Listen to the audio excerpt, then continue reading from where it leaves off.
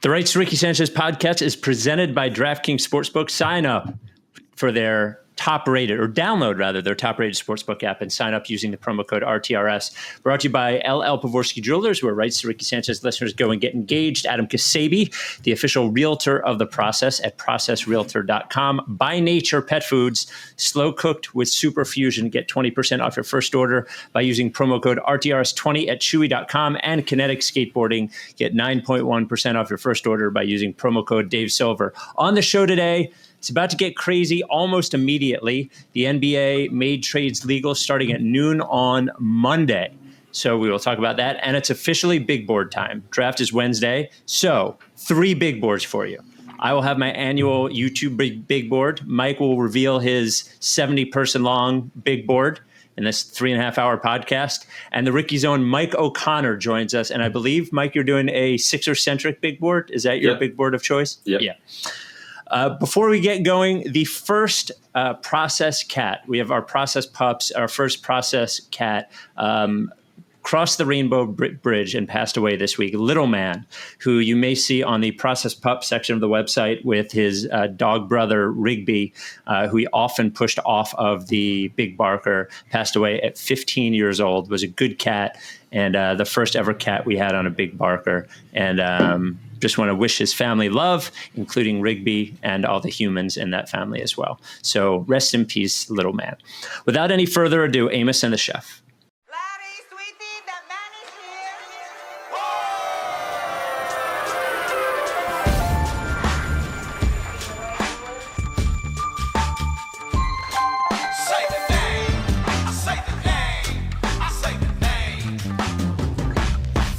We were right, y'all. We were right.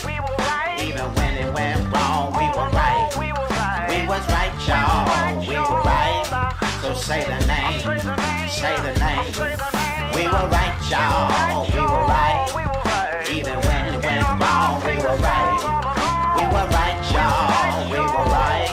So say the name. Say the name. Say the name.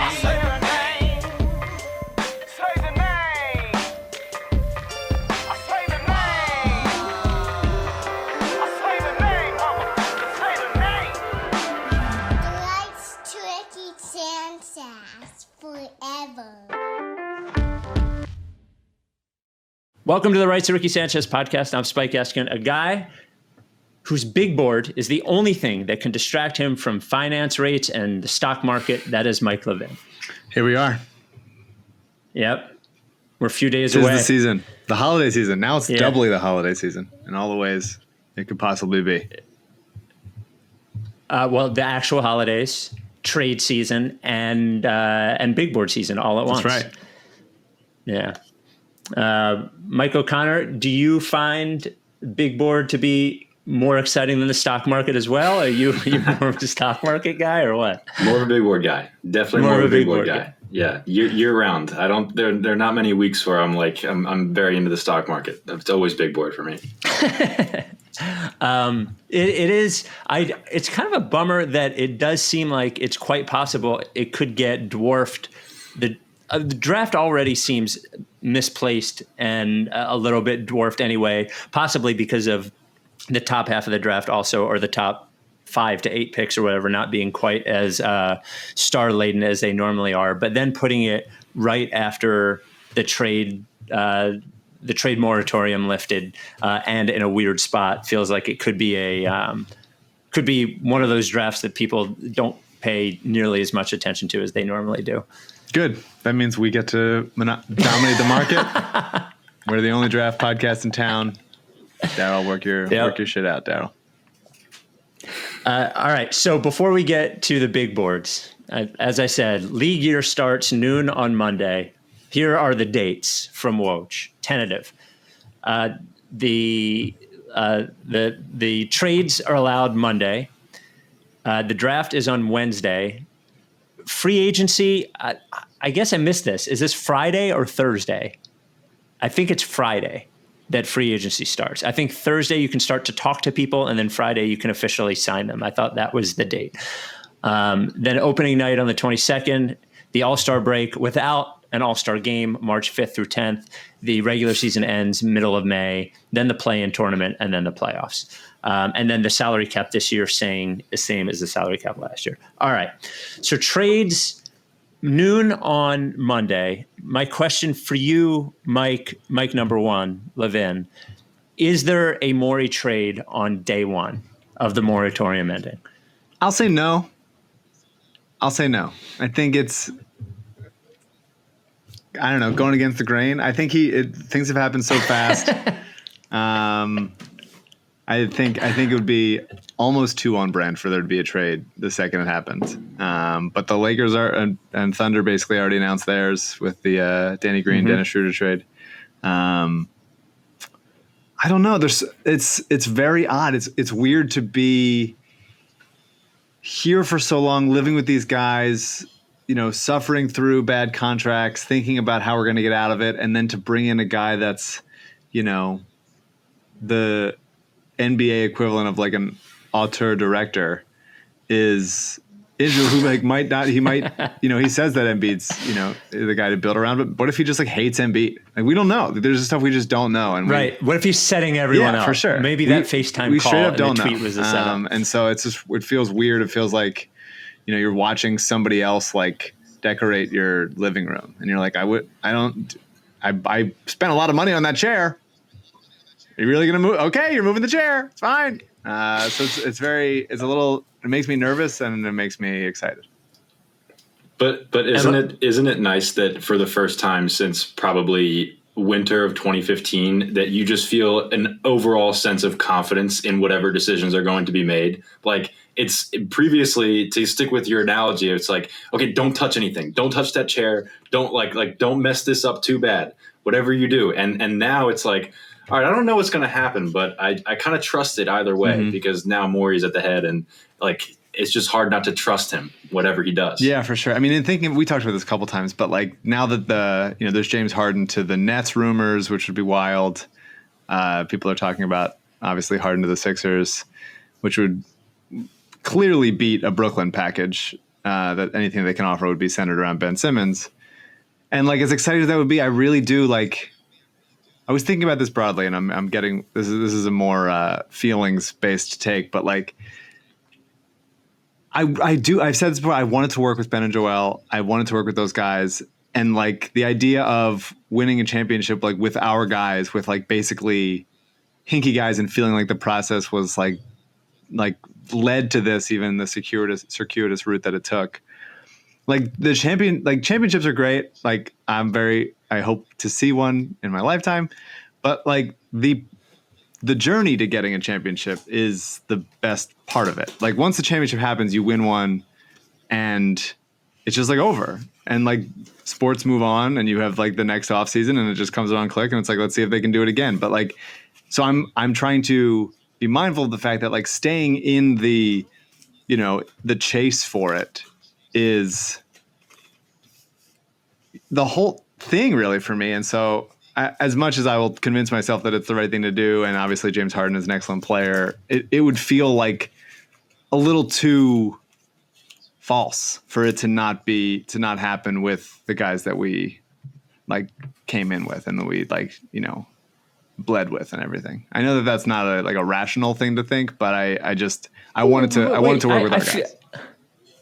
I feel crazy. I feel like I said that same exact shit when we traded Covington and Dario for Jimmy Butler, and I said that same exact shit when I didn't want LeBron to come here, and everybody said I was crazy. Well, the difference is like Ben and Joel are the guys. You're gonna have to switch out role players, and you're gonna find new role players to fall in love with and everything. But this would be like Jimmy was adding a third guy to the two guys we had, and it's obviously we were sad about the other guys, but this would be a more like seismic shift for me as far as like we're down to the last few pieces of the ship, and so if it feels like this would be I will 100% talk myself into it. Like I know I will, but on this side of it, prior to something happening, it does seem like I don't. Is it going to feel like us? Like is it going to feel like we've earned it, or is it just going to feel like we just like sort of hired mercenaries? Well, maybe it's certainly different for me because I To me, Ben Simmons is not part of that ship. I guess he is, like, he sort of is, but he's also not. I agree that, look, I would say this too. I'd say getting a guy who hasn't won a championship and winning a championship here is a little bit different than getting a guy who has. That it seems like it's more cheating than if it was LeBron.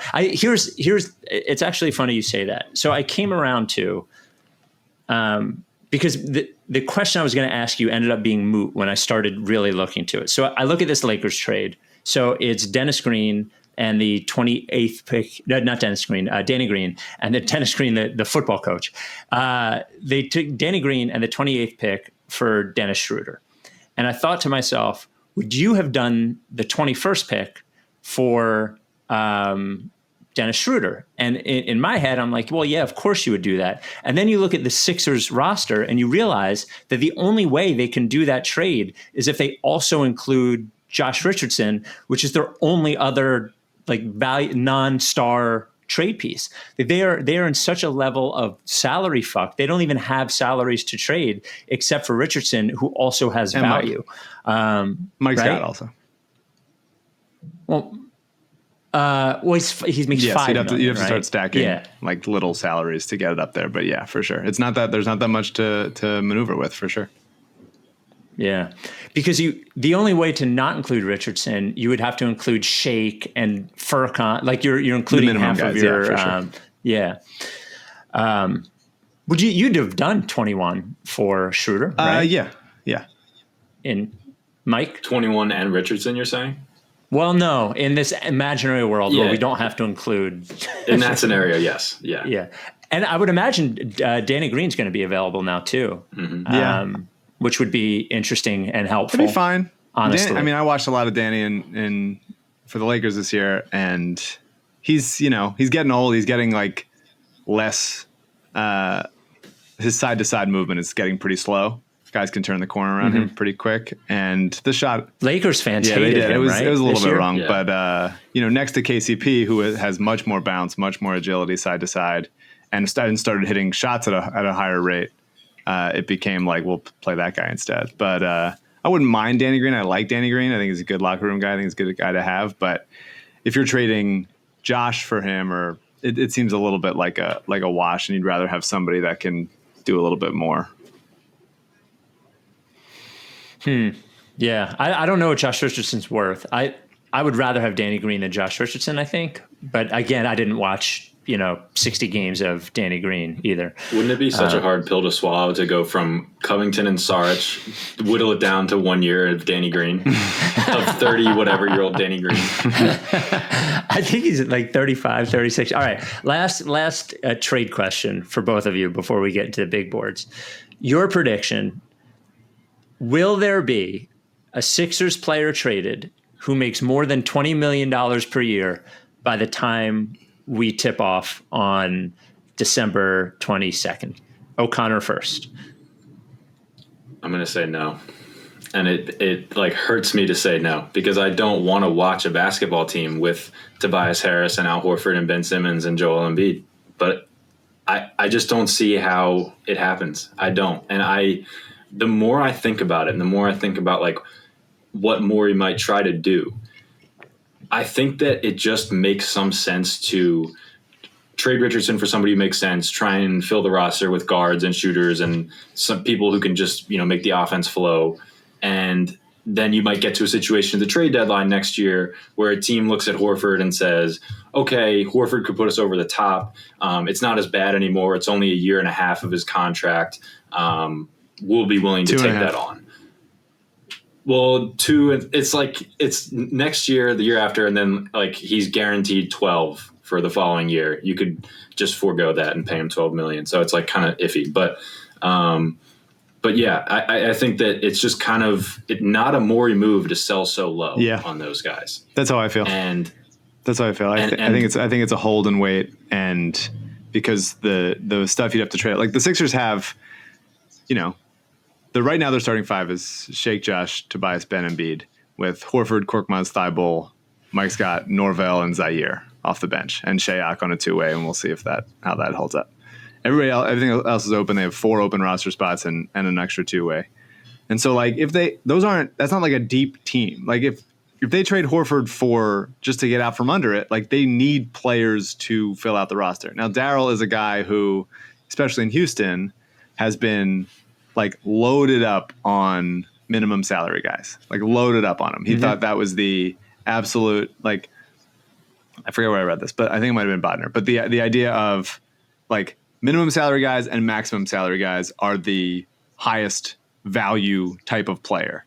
And so I could see guys, first of all, minimum salary guys wanting to play here the way they want to play with the Lakers, because both you have a shot to win, and also you have a shot, especially if you're a guard, you have a shot to start.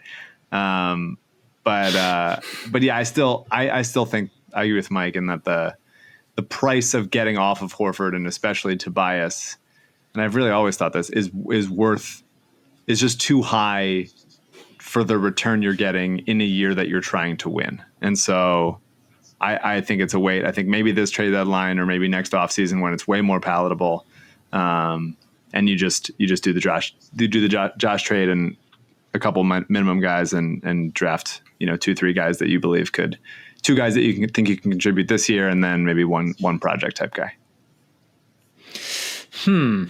I think I'll just say that they will. I've been saying all along, I think they're going to. I just don't think Horford's going to be here. I think that they're going to find a way, even if they sell low on him.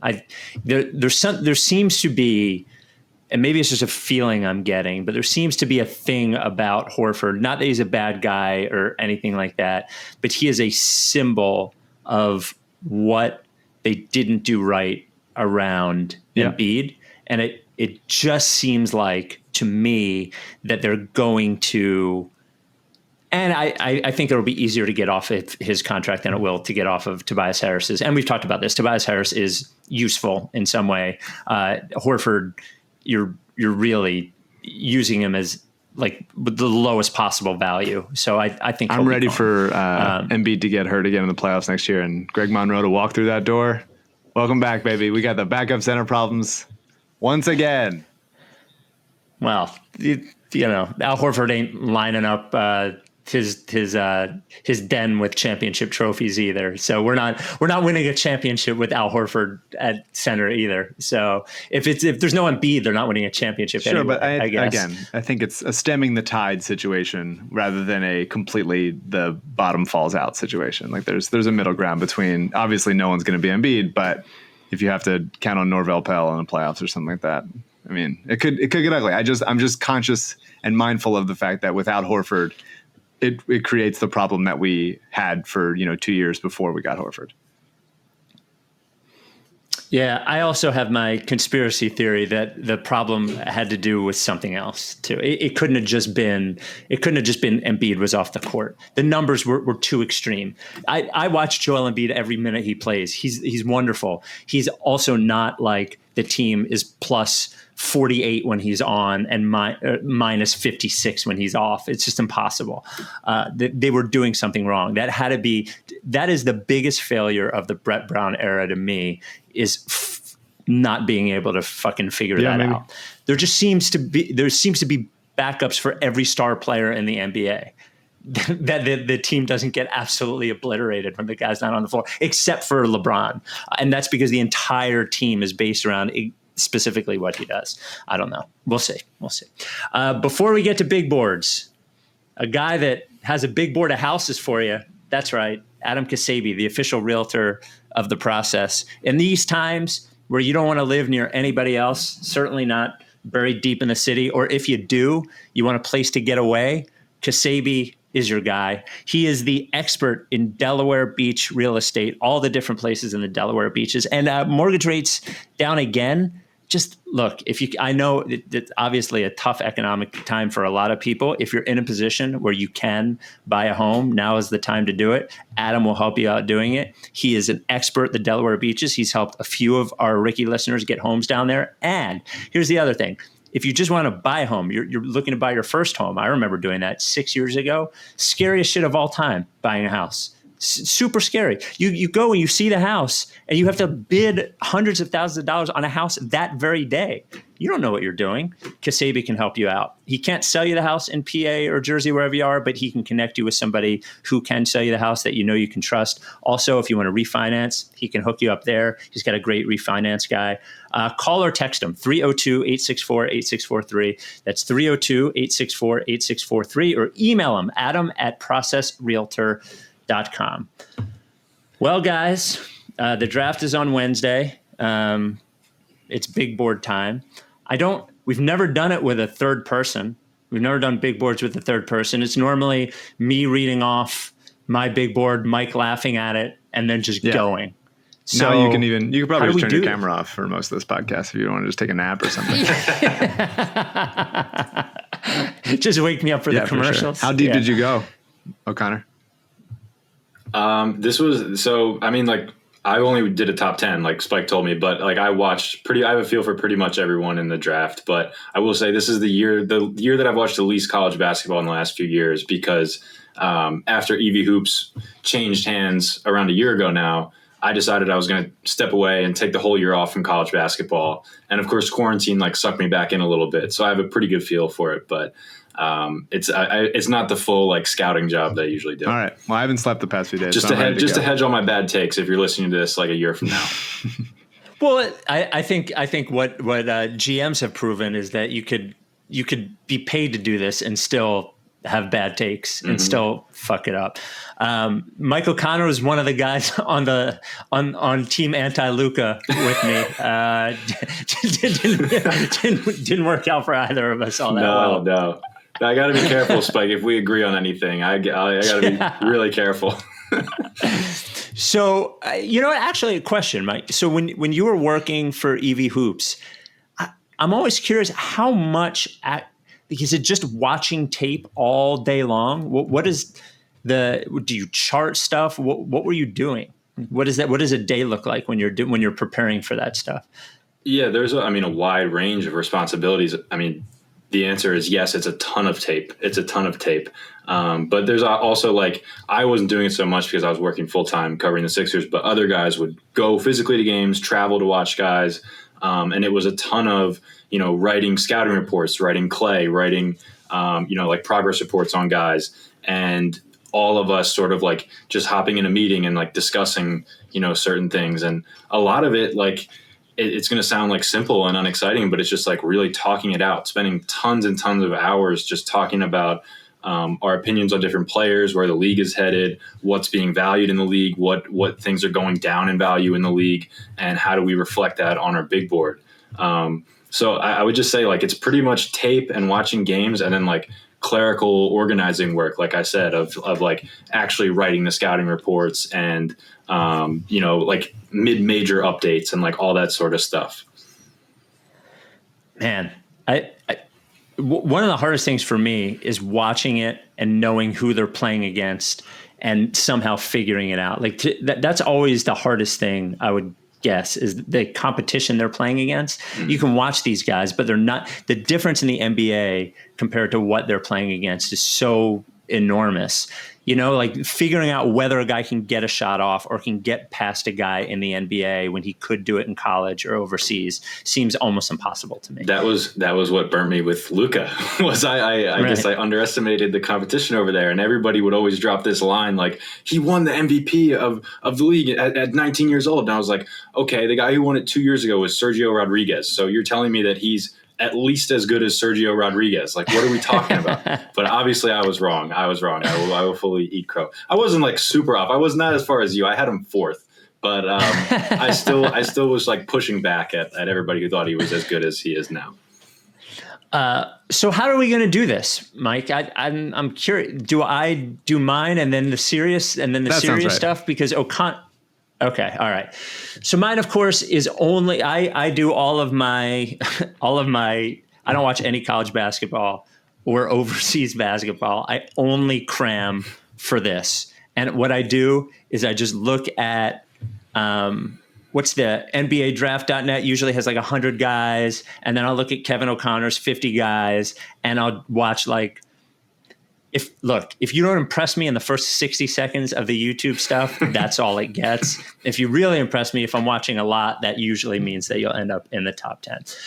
One thing I did notice, and I think it's because we've been deprived so horribly over the last several years, is that my YouTube big board now is way more guard heavy than it was when I first started doing this. I used to like bigger guys that dunked really hard. I don't really care about that as much unless it doesn't look like you can dunk. So there's more guards. All right. So number 10 is Taishan Alexander. Cool. He looks. Let me describe who he is first before you get in there. So he's a combo guard from Creighton. He's pretty long. Defends well. Basically a classic 3-and-D combo guard. And a real three guy too. Like one of the hard things that I've noticed is there are a lot of guys that seem to be able to shoot 40% from three in college, and then you'll watch it and the shot will look funky like Josh Jackson, or you'll be like, wait a minute, it's way too hard for him to even get a college 3-point shot to the actual rim. There's no way he's going 3 feet back and then also shooting at the same level. But this guy does not seem like that. He's really quick and fluid, his shooting, and from what I watch, it looks like he could do it off screens, he could do it off the dribble, he could do it off the catch. I think he's really good. He looks like a player to me. So number 10, Taishan Alexander. MOC, any comment? I would not draft him in the top 35. But okay, this is fitting into a larger like philosophical thing for me, where like I'm just not that interested in like super basic boilerplate 3-and-D guys. Yeah, I'm just like not that interested at all. And it's like something we would talk a lot about at EV Hoops is like, I personally believe, I've been saying this for a while, that there is a bubble that is going to burst of there's too many 3-and-D players in the league. Like James Ennis is like incredibly playable and was traded for nothing at 2 straight trade deadlines. Glenn Robinson shoots 40% from 3 and is like okay on defense. And like nobody was talking about, oh, the Sixers missed Glenn Robinson in the playoffs last year. Like the league is just so ubiquitous with those guys that if you're going to be a 3-and-D guy, you really have to stand, like you have to be like an incredible defender, or you have to be like an awesome shooter. You can't just be able to like sort of do both of those things and have me like all in on you. So that's sort of where I stand. I wouldn't draft him. Definitely wouldn't draft him in the first round. So I agree with that. I like Taishan. I think that Creighton had a guy named Kyrie Thomas, who's on the Pistons right now, who is a similar type of player. And Taishan's a good defender. Like he's a good defender of guards. He can run through screens. He covered Miles Powell on Seton Hall and Marcus Howard on Marquette, who are both some of the best, like highest volume scorers in the nation. He's good. He would instantly be our best like guard defender and staying in front of little guys, which have always kind of given us trouble. So I think he's a little bit more than just a guy, but I agree in theory, Mike, that like there are a lot of those guys, and he might end up being just like, you can get some of those guys. He's certainly not like special, but I think that the benefit of the Sixers, and this is kind of what I think about all the time, is that like it's really impossible to make a team agnostic board.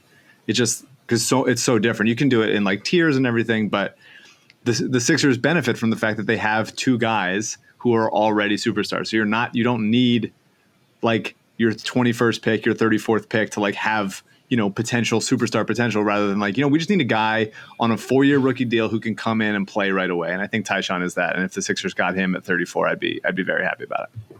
All right, Spike, let's hear 9. So, all right, MOC is definitely not going to like 9 based on what he just said, because I think this guy. So is Josh Green? I like Josh Green. Seems like he is a really disciplined player. Was also a lot of highlights of him cutting. Wait, let me tell you who he is. All right, so he's right. 6'5", 2 guard out of Arizona. He is Australian, which you might not know, Spike. I didn't know. Makes me like him more. With a 6'10" wingspan, super bouncy, both bouncy and laterally quick, which sometimes you just get an either or. And he's a good shooter. He's got very like sturdy form. He's another good defender, can run around screens. He doesn't have like a ton of ability with the ball in his hands. But I think that he's a very solid, like 2-way guard, kind of in the Gary Trent Jr. mold. And he came out as a freshman, so there is theoretically upside with the athleticism and the quickness and everything. I like Josh Green. I have him on my board as well. Yeah, I like him. I think he can play like kind of a spaz sometimes, and that scares me. He's just a total ball of energy. I think his athleticism makes him look a little spazzy. Yeah, but he's just like sudden. Jumpy on defense. Yeah, I hear that. And I worry about those guys because it's just like you're trying to do too much. You're not just like playing fundamentally sound defense. So I do like him though. I do like him. I think there's actually some untapped stuff off the dribble there that I would like to see more of. Yeah. So he's sort of like just the amount of athleticism he has and the fact that I think he can do a little more off the dribble. Yeah. He sort of breaks my anti 3-and-D. There you go. He's also like he would also be a help an olive branch to Ben Simmons type of pick. Does he have an Australian accent? Yeah. I've never heard him speak. Yeah, they're friends also. They comment on each other's Instagrams and everything. I did watch him. I watched a lot of Arizona because Patrick, my writing partner, is a big Zona fan, and he disappears a little bit sometimes. Like he kind of you're kind of watching, and you're like, oh, I haven't thought about him for a while. But he also makes smart plays. I think I agree that there's the potential for untapped upside there, but I think he's like a classic role player type, and I think would be totally fine there. Spike, so far so good. I'm excited. I'm excited right now. You mentioned Gary Trent Jr. He was on a big board. He was on a big board. He was a YouTube big board. Yeah. All right. Maybe you'll hate this guy. Number 8, Tyrese Maxey. Love Tyrese. Oh, wow. My God. Love him. All right. So Tyrese Maxey, combo guard out of Kentucky, came out after freshman year. Sam Vecini on the podcast last week described him as Donovan Mitchell with Josh Hart's athleticism, which I get. I totally hear that. But he's a beloved teammate. Everybody likes Tyrese. Young, dog, hungry. Kind of has like a fun floater game, like a little bit unconventional, but like plays the way you'd want him to play. And so my note, first of all, he looks like he has guts, and he seems like a perfect six man to me, actually. So, MOC. Spike, in my article I wrote, I compared him to your favorite basketball player of all time, Tyler Johnson. Oh, you did compare him to him. I would love to have Tyler Johnson. I think he's better than Tyler Johnson. I think he's toast. I think he's a better defensive player than Tyler Johnson. I think he has more offensive potential than Tyler Johnson. I think he has the chance to be a 3-level scorer. He needs to obviously get better at that. But he didn't shoot well at Kentucky. But I still I believe that he is capable. But he gets to the rim. He shoots well at the rim. Like I think there's real value there as like he could be the third guy behind Ben and Joel in like a George Hill type. Do you guys think it's fair? And this is something I've struggled with like the Kentucky guys recently. You know, coming out with like Hero or SGA or even going back to Devin Booker, like. Is it fair to assume that like any shot creating guard that comes out of Kentucky, you just give him like a 10% like added sort of bonus assumption of skill? Totally. Because it's been such a pattern there. I don't know what else to make of it. Like I can't really point to Tyrese Maxey and say like, this is the thing that he's going to tap into in the NBA. But the fact that it's happened with so many of their players, I feel like I have to start incorporating it in the judgment. For sure. I mean, I would add Jamal Murray to that list of those guys. Yeah. And there were guys that I didn't like coming out because I was like, they just don't seem like they can do that much. The shot is a little bit like normal. I think the reason I didn't like Booker was the first of those guys, right? Where it was like, what does he really do that well? Like, I guess he shoots, but I don't think he's going to defend. But then like with the ball in his hands, all of a sudden it's like, look at him go now. Jamal Murray did get that chance at Kentucky. And they had to basically promote Tyler Ulis from the bench and was like, he can't do it yet. And so the Jamal, it just took him more time. But I don't think that Tyrese is that kind of player, but I'm absolutely, as you'll see on my board, as there's another Kentucky guy on my board, I'm absolutely mindful of like not fucking up a Kentucky guy again. Like I don't want to go in that direction, but there's obviously guys who didn't make it. Brandon Knight has been like fine. James Young sucked. There's plenty of the Harrison twins, those kinds of guys. There's plenty of non-good Kentucky guys, but the hits are so overwhelming that you do have to give them a little bit of a bump. So my sense is when this will go off the rails for Mike is number 6. That is my prediction because I know he'll hate that guy. I don't think I've ever heard him talk about him, but I know he'll hate 6. Number 7, good hustle guy. Seems like he works hard on defense. Good dunker. Isaac Okoro. Okay, so Isaac Okoro, freshman wing out of Auburn. Absolute monster athlete, ferocious. He's kind of just like a bigger, more ferocious Zaire. He shot 61% on twos, which is ridiculous for a wing. Just like overwhelming athleticism, has potential of like some creation ability, but it's pretty raw at this stage. But he's like 6'6", over 220 or something like that. He's a big guy. Yeah, hard worker. I'm a sucker for all those guys. Guys like athleticism and hard work, and like if the shot falls type of guys. But the shot is a long way away for sure. Yeah, I for that reason he's like probably a little bit outside my top 10. He's a little bit Justice Winslow-y to me. That I can't get that name out of my head, and it just like worries me a little bit. I hear that. I think the athleticism is more prominent in Okoro than it was in Justice. Yeah, I agree. And I think the shot looks less ugly than Justice's, especially if you stretch it back to the NBA line. Justice's in college was always a little bit weird. But I hear the concern. I don't have him that high on my board, but I do like him individually for a non-Sixers team. So this guy, even though I have as number 6, he does have one trait that would have kept him out, is I do believe he has a loser face. Like I thought DeAndre Ayton did, and he does. But he seems like buckets, like a really good offensive player. I know you're going to hate him. Yeah, Obi I knew that's what it was. I don't like so Obi is an old sophomore out of Dayton. He's like 6'9", not that long. He's everyone talks about him. He's got he's one of the best college basketball players this year for sure offensively. And Dayton was a fun team to watch, and I'm really bummed that we didn't get to see Dayton in March. He has like weird shoulders and like kind of narrow legs. His just frame is a very odd frame if you Google him. Super good offensive player. Like seems like a nice kid that tries hard, but like does not have defensive abilities whatsoever. Like I don't think he has a position. I think there's a lot of like a stiffer Marvin Bagley to him, and I wasn't a Bagley guy. But there was also some like, stiffer John Collins,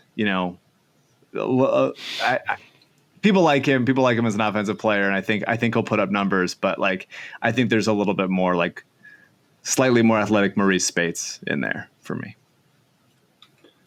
Wow. So I was right. You probably hate him too. I don't hate him. No, I think there's a place in the league for him for sure. I think he'd be really good on a team with like good guards. Like everybody's talking about maybe he goes to the Cavs and he could just play short roll with guys like that. And I definitely think there's a place for him in the league. I've sort of come around on awkward, like straight power forward guys. I sort of killed PJ Washington last year because I was like, this is a dying breed. But they get to the league and they exist. They're like, they can play. It's fine. There's plenty of Paul Millsaps and John Collins and guys who are strictly power forwards. It's a thing. So I'm not going to kill Obi Toppin for being like only able to play one position. So I don't like totally dislike him, but I don't like him enough to take him in the top 6. So you mean like a guy that should be playing power forward that is a good offensive player? There's a place in the league for him, but you don't necessarily need to pay him $180 million. I knew that was where that was going. Before we get to the top 5, our next sponsor, By Nature Slow Cook Superfood Pet Food. I was away for a few days, missed the fuck out of my dog, came back, and I know that when I'm away, he's being fed the right stuff. That is By Nature pet food. There's a lot of pet foods, and it's sort of hard to tell one from the other, which is why I try to explain why By Nature is better. It's better because it's healthier for them. It's healthier for them because they use better ingredients, the premium proteins, the best proteins. And I always say this is an important thing. The protein is the first thing listed on the ingredients, and that's super important when you're buying grain-free too. Then also premium ingredients like spinach and blueberries and ginger and coconut oil. And then when they cook it, they also do it the right way. They slow cook it so it stays more nutrient rich for your pet. You want your pet to be around for a long time. you are what you eat, right? Like, and think of this, your pet's eating the same thing every day for every meal, aside from treats. So it's even more important that you get them the right stuff. It's not like you, where you can cheat and have a cheat dinner one night, but then, stay straight on breakfast and lunch. Your pet's eating the same thing. So the slow cooking has been proven to help their immune system, skin and coat, heart, brain, hip and joint health, all that stuff. And the company that owns By Nature, family owned and operated for 40 years, never had one recall. Go to chewy.com, use promo code RTRS20.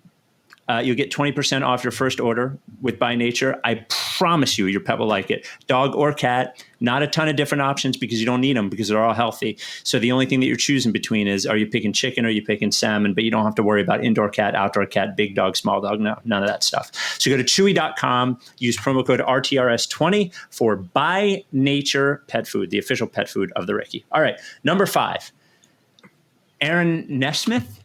Yeah, Nesmith? Nesmith, actually.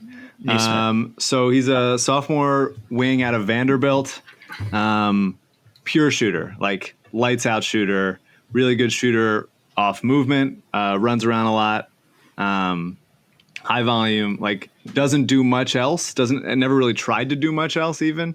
I think that there's like more fluidity to his game than I think he maybe gets credit for, maybe than some other guys that are kind of just shooters.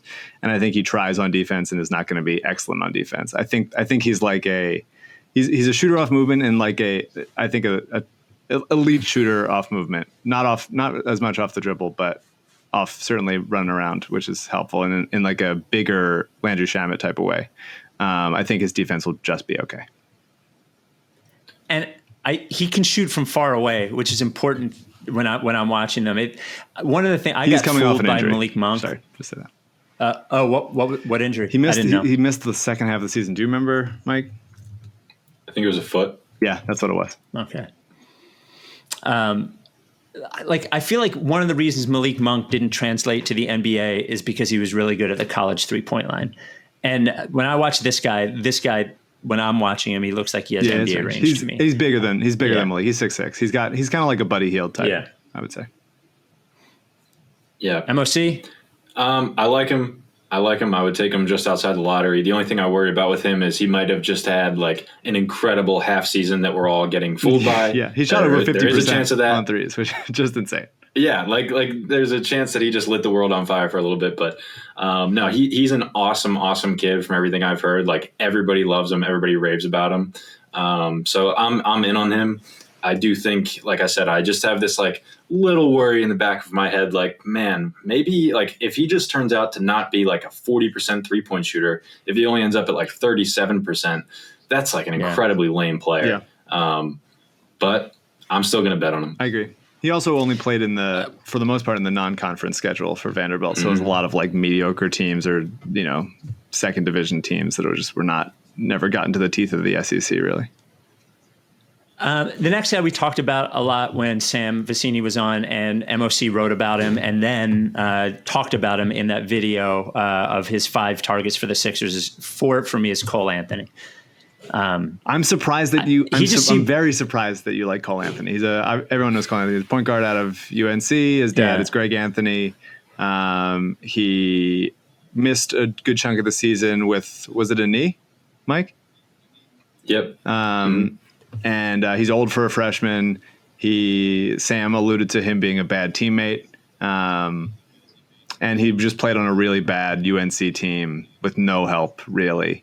And was like the number 1 ranked prospect for like most of his life, basically. He's been the best prospect in his class. And so he's always been that guy. For me, he's the Shabazz Muhammad of this class. Wow. I love that comparison. Yeah. Wow. Okay. So I'm like, I don't know. I wanted to go like all the way out on Cole Anthony, but he just got too many things to rope me back in. The shooting, the jump shot, I think is totally legit. And he's just so incredibly polished. His handle is incredibly tight. He really has bounce. Well, he's 37 years old. He's pretty polished at this point. Ah, boy. Oh my God. Wow. You really don't like him, huh? I don't. I agree with you that he's polished though. And I wanted to rank him outside further than I did, but yeah.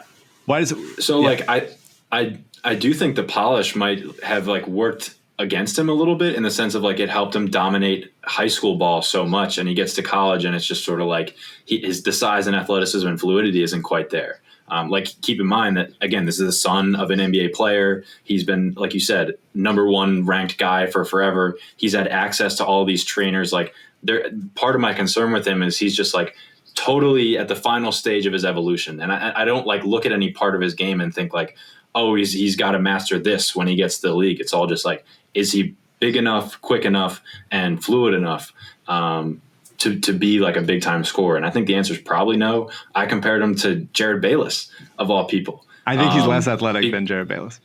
Better ball handler, less athletic. He might be. Yeah, people forget that Jared Bayless back in the day was like an absolute monster athlete. Yeah.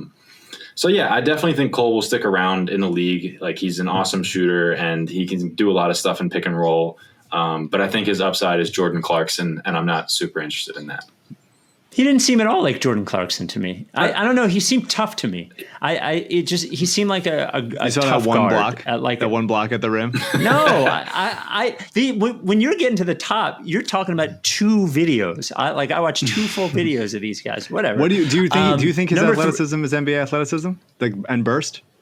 Well, no. But when I watch Kyle Lowry, I don't think he has NBA athleticism either. And then he fucking finds a way. Like, I have plenty. Trust me. Obviously, I have plenty of guys that I watch that are fast and quick and can jump and all those things. But for guard is like a quarterback in a lot of ways. And I don't think athleticism is sort of the be all end all, and he seems so skilled and so tough to me.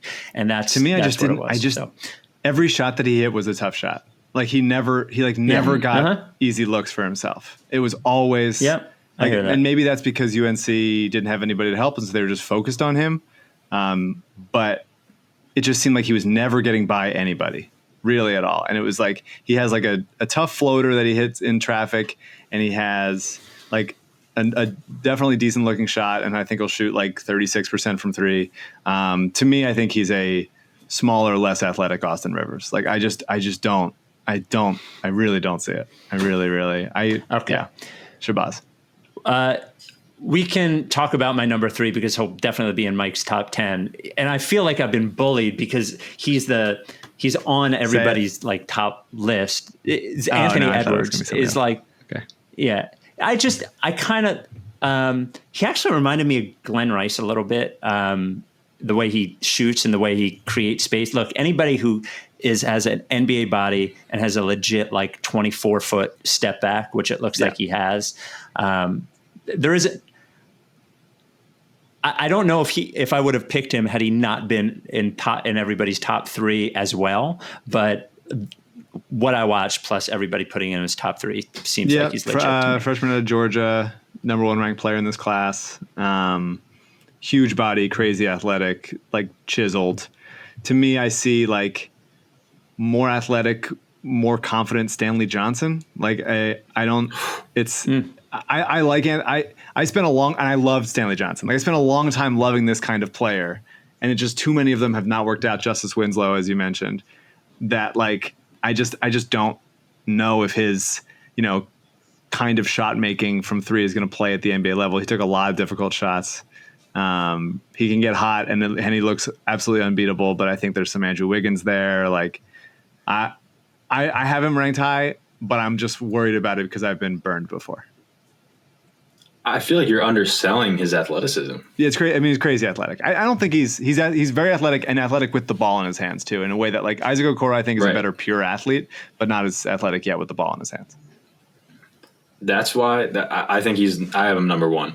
And I think like a lot of the stuff people talk about as far as like, floating around on defense, going in and out of games, not having like killer instinct or whatever.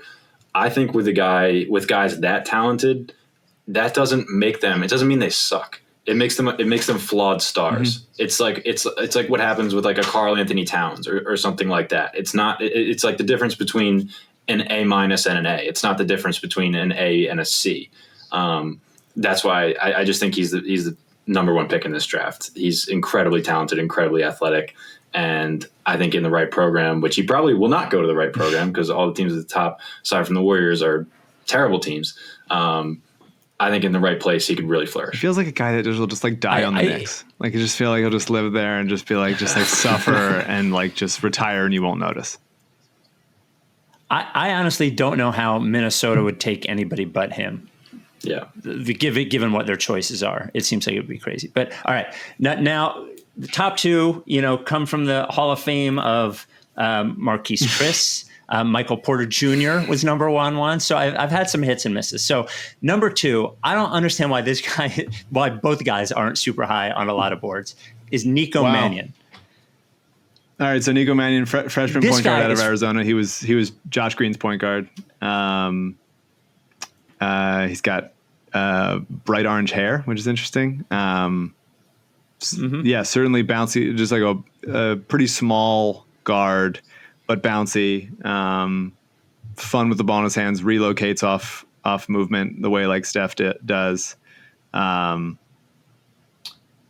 had a from the hype that was coming in out of college, he had a disappointing year at Arizona, and they weren't as good with him as people thought that they would be.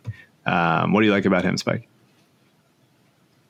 So tight handle, sick passer, can get to the rim and can shoot. Like, he plays like, I always say, superstar NBA players, the best NBA players, love basketball. All they do is play basketball. They love playing basketball more than any other sport.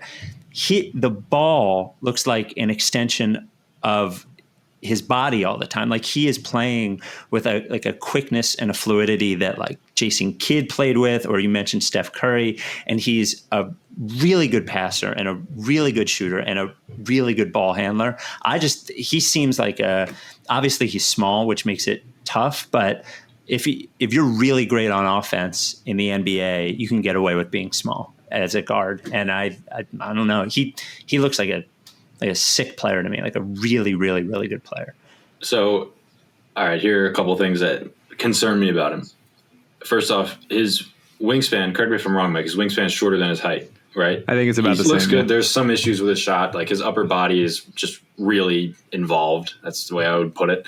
Yeah. And shot looks good. I don't know, yeah. man. I guys who are like 6'2" and not like hyper athletic, I just worry. Mm-hmm. I just worry. I am a fan of him, relatively speaking. I'm like a little surprised at people saying he's going to get drafted like 45th. I would take him early in the second round, but yeah, I can't say you're totally crazy.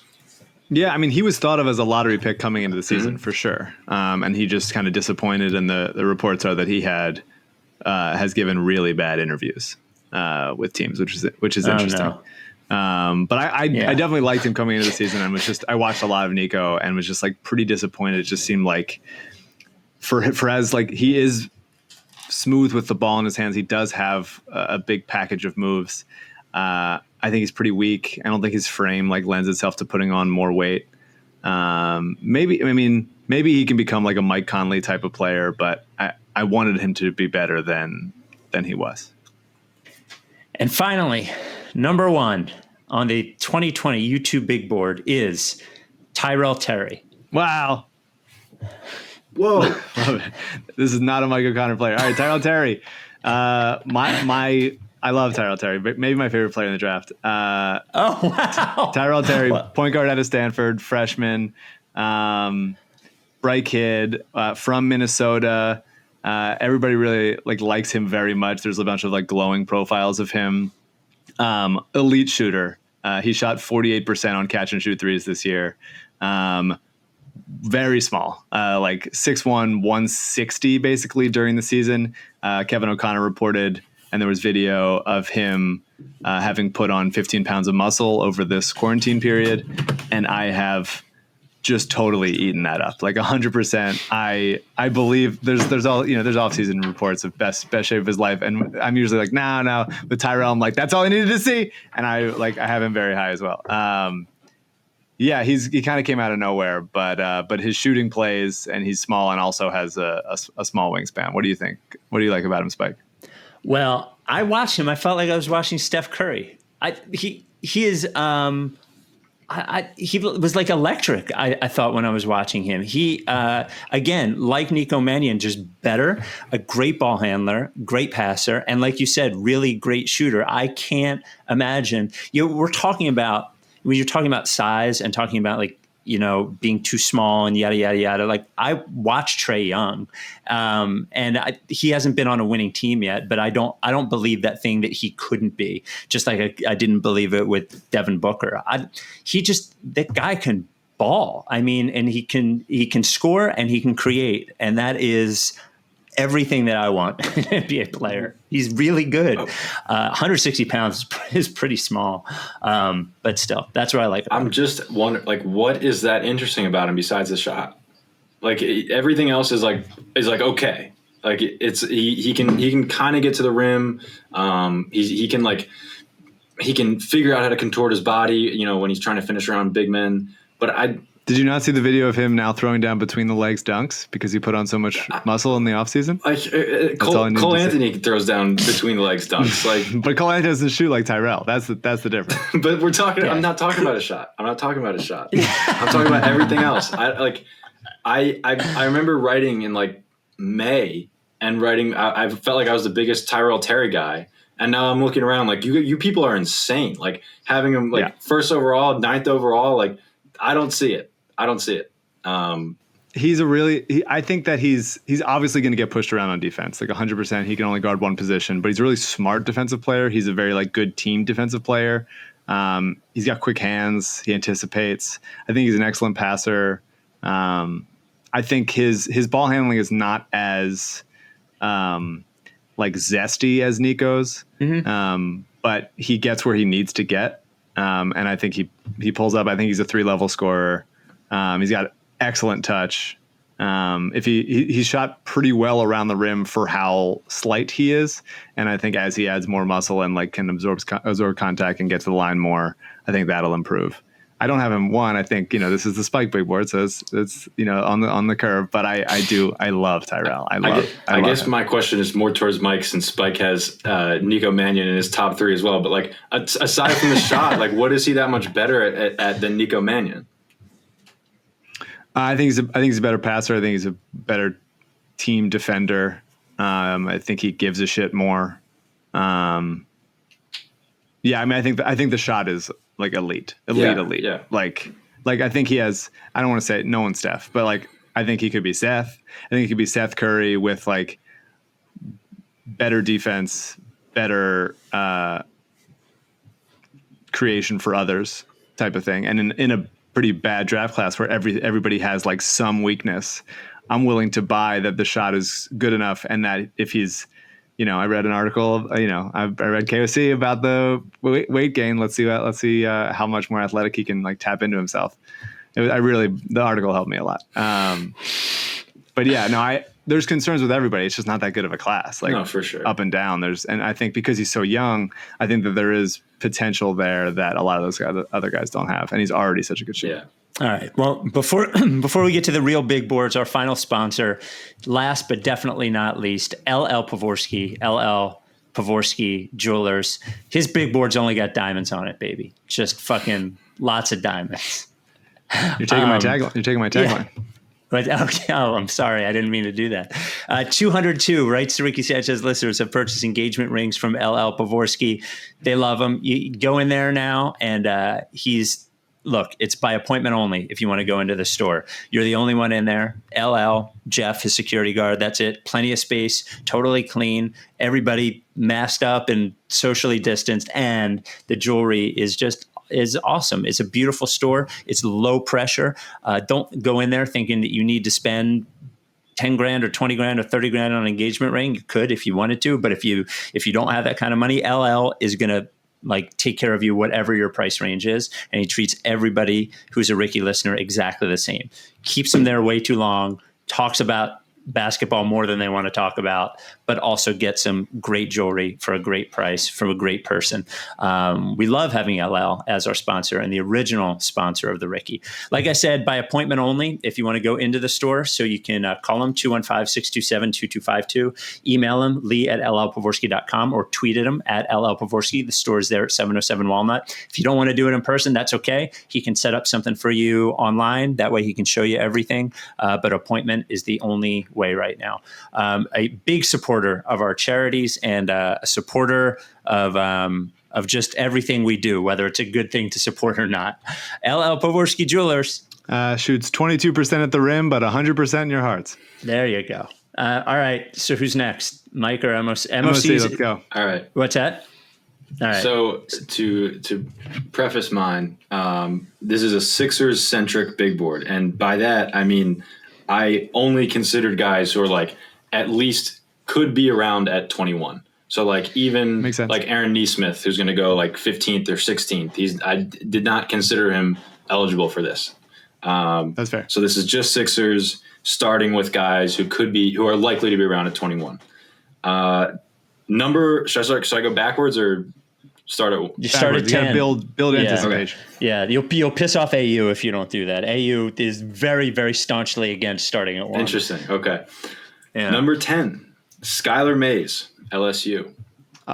Yes, love Skylar Mays. Big Skylar Mays fan. So he's a combo guard out of LSU, 4-year player. What do you like about him? General feel for the game. He just does a little bit of everything, and he gets after it on defense. I think if I had to describe him, I would say he's what everyone thought Denzel Valentine was when Denzel Valentine was coming out. I liked him. Yeah, so I just think he's has a chance to really be like the consummate role player in the NBA. Was he a freshman when Ben was there? Were they the same class? I don't think so. I think he came in a year after. I think. Okay. But yeah, man, I really like Skylar Mays. I believe in him. I would take him with the 34th pick for sure. Yeah, big fan of his. Anybody, Spike, any comment? Did he cross your YouTube? No, I don't. I'm sure I saw him, but I don't remember him. So no comment from me. Okay. Yeah, I mean he's a good shooter. He shot above 80% from the line all 4 years at LSU, but he only shot above 35% once his senior year. He's 39% shooter. So I wonder a little bit how real the shot is. But he's an athletic combo guard. He's got a sneaky athletic in that it kind of comes out of nowhere. You're surprised all of a sudden he just rises up. He's sturdy. He gets to the rim and gets the line a lot. I like Skylar Mays and think that he should be talked about more for sure. Yeah, he just glides through traffic in the paint incredibly well. I think it's underrated athlete. Yeah. Number 9. He's got a really good sudden crossover that you're not expecting right to left. Yeah. Number 9, Jaden McDaniels. Ooh. Wow. Ew. Okay. Ew. All right. Let me make the sales pitch. Talk about where he's from. Give him the brief specs. Yeah, he was just drafted. Okay, from Washington, freshman. I believe he was very highly touted coming out of high school and has disappointed a little bit. Questions about his brother. What's that? His brother was just drafted last year. Right. Questions about his attitude. Questions about how he gets along with teammates, coaches. But he's 6'10", forward with creation ability. Really promising jumper.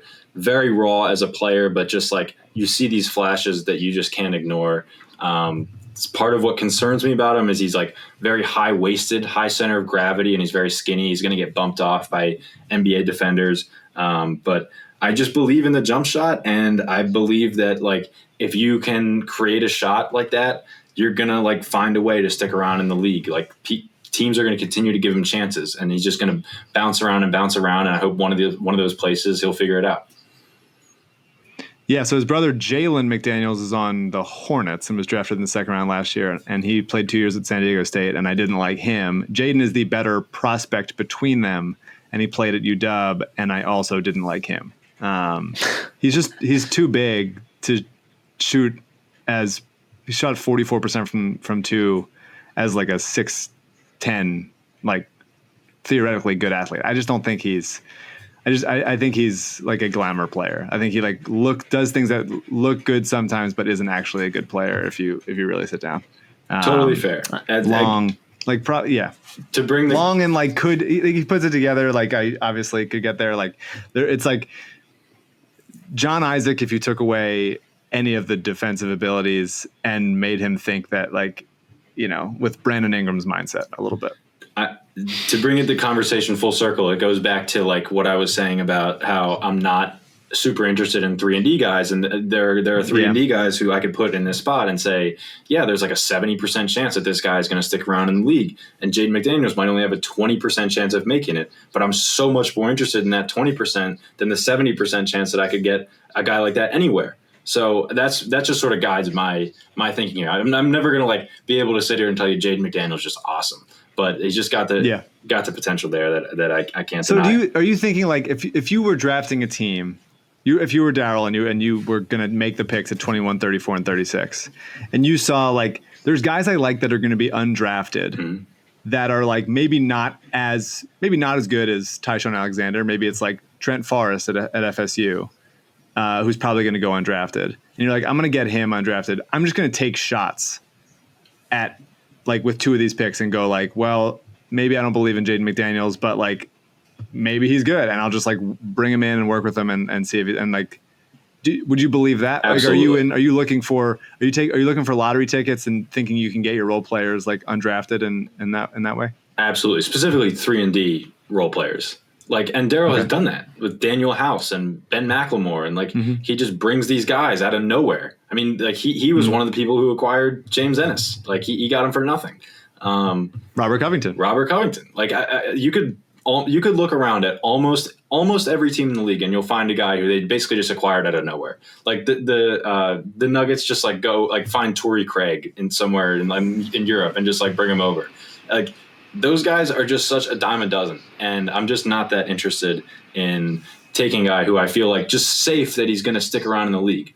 So yeah, but I think a lot of those guys are either not actually the D or not actually the 3. Yeah, like Torrey Craig, they're still hoping he can shoot, right? And so like if you want to draft, like I agree that Taishan, I'm just using it as an example, but like we know Taishan Alexander can shoot, and we know that he can defend. And rather than taking a chance on like an undrafted guy that you're like, I hope he learns. So that's a good point, and I totally agree with that, because I think if you're going to draft a 3-and-D guy, you better be damn well sure that he can do both those things, because I think there's been a history in draft evaluation of being way too forgiving for 3-and-D guys, and that's how you end up with like a Timothé Luwawu-Cabarrot over DeJounte Murray, where like a TLC was like, well, he can't shoot and he can't really defend, but he also can't not shoot and he can't not defend. So you're just like, all right, we'll take him. That's fair. That's what I was going to say is the air is different in France also. Who could say how athletic he was? When you're naming off the 3-and-D guys in the NBA, like all you're really doing is naming guys that are 6'7" and can't dribble.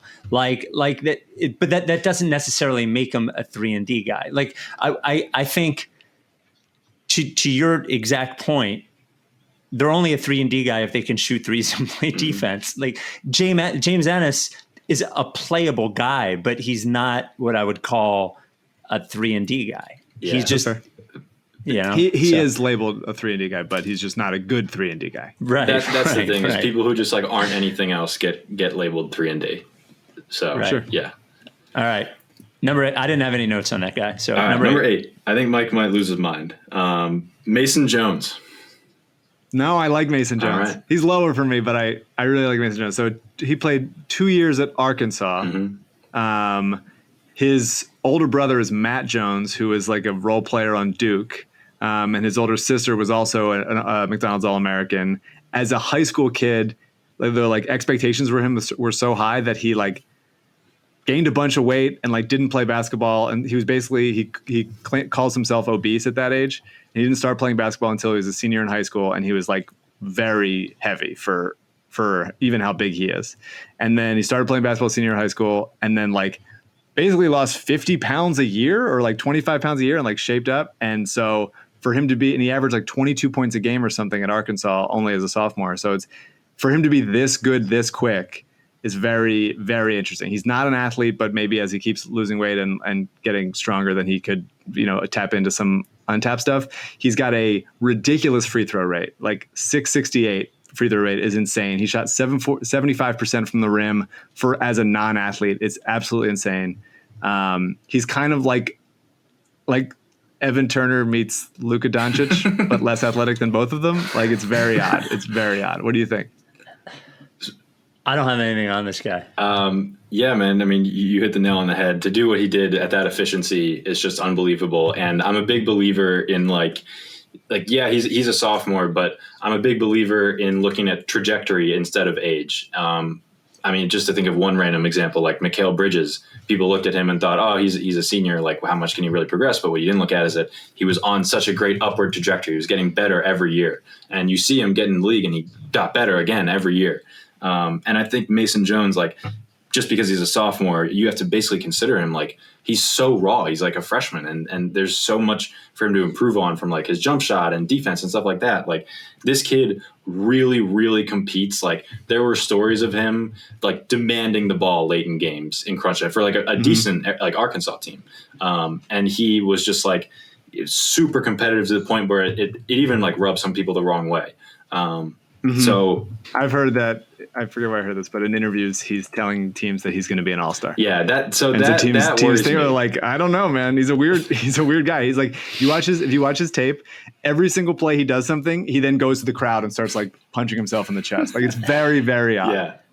I mean, I have to hope that he'll get like humbled a little bit and then mentally reset and still keep the confidence, but like not as insane. But yeah, man, I just the shot creation ability, the know-how to like bump bodies with guys and draw fouls. I love him. I love him. Number 7, I have a guy we already talked about, Josh Green. I don't know if we want to spend any more time on him. No. I think we did enough. Number 6, I have Isaiah Joe. Big Isaiah Joe fan. Okay, so Isaiah Joe, sophomore, also out of Arkansas. He was on the same team as Mason Jones. He took over 10 threes per game this year, which is just an insane amount of threes at the college level. His percentages went down, but basically, like, as a shooter off movement and with gravity, like he has it. There's been whispers about like he's had a couple knee surgeries, so who knows if that's what the deal is there. He's very skinny, like very, very, very skinny, but he could be like a revolutionary type shooter of volume, and he's athletic and he hasn't really got to the rim much, but I think that he has ability with the ball in his hands more than he's really shown than most guys that take that many threes off the catch have. What do you like about him? I totally agree with that. I don't know what comes of his off the dribble stuff. It's interesting, but I don't think like there's a whole lot there. I just think that anybody who can shoot like that is going to stick around in the league with that height. It's just like Cam Johnson didn't like light the world on fire last year, but like a guy like that just finds a way. And he was starting by the end of the year for Phoenix, and they were just having a lot of success with him. If you're 6'9" and you can shoot the lights out, you're going to play in the NBA. Do you think Isaiah Joe's 6'9"? Oh, he's not 6'9". He's like 6'7", probably. That's why I think that's why like Cam Johnson I was wrong about, because I was just like, what else does he do? He's also old. He transferred to UNC from Pittsburgh. Like, what's he really that good at? He's a great shooter, but like he's not that athletic. But he was 6'9", and so he could get that shot off. Isaiah Joe's 6'5". I think he's at least 6'6". Yeah. Okay. I could be wrong. He's so skinny. Like, he's so skinny. I worried that he's just not going to be able to hang in the NBA. But the taking 10 threes per game, especially after watching the Sixers have guys who had to take like 2 dribbles and think about it for a month and a half. Like, it'd be so nice to have a guy that's just like, I'm shooting. It's going up. Like Shamet, but even a better shooter than Shamet, and certainly more unconscious. Yeah, totally. All right, number 5, Alexey Pokasevsky. I have no idea what this guy is, but I just like can't resist it. It's so interesting. Spike, did you watch his tape? What's that? Well, I've given up on. Is he a Euro guy? Yeah. Mm-hmm.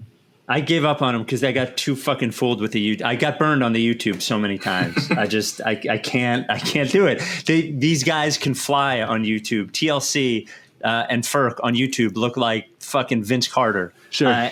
And then they get here and they can barely dunk. I can't do it anymore. I'm sorry. He's playing in it's the same league that Giannis was playing in, right? Yeah. Mm-hmm. He's the youngest guy in the draft. He's 7 foot with a 7'3" wingspan. He handles like a guard. He's a very odd person. He's so skinny. He's even skinnier than Isaiah Joe.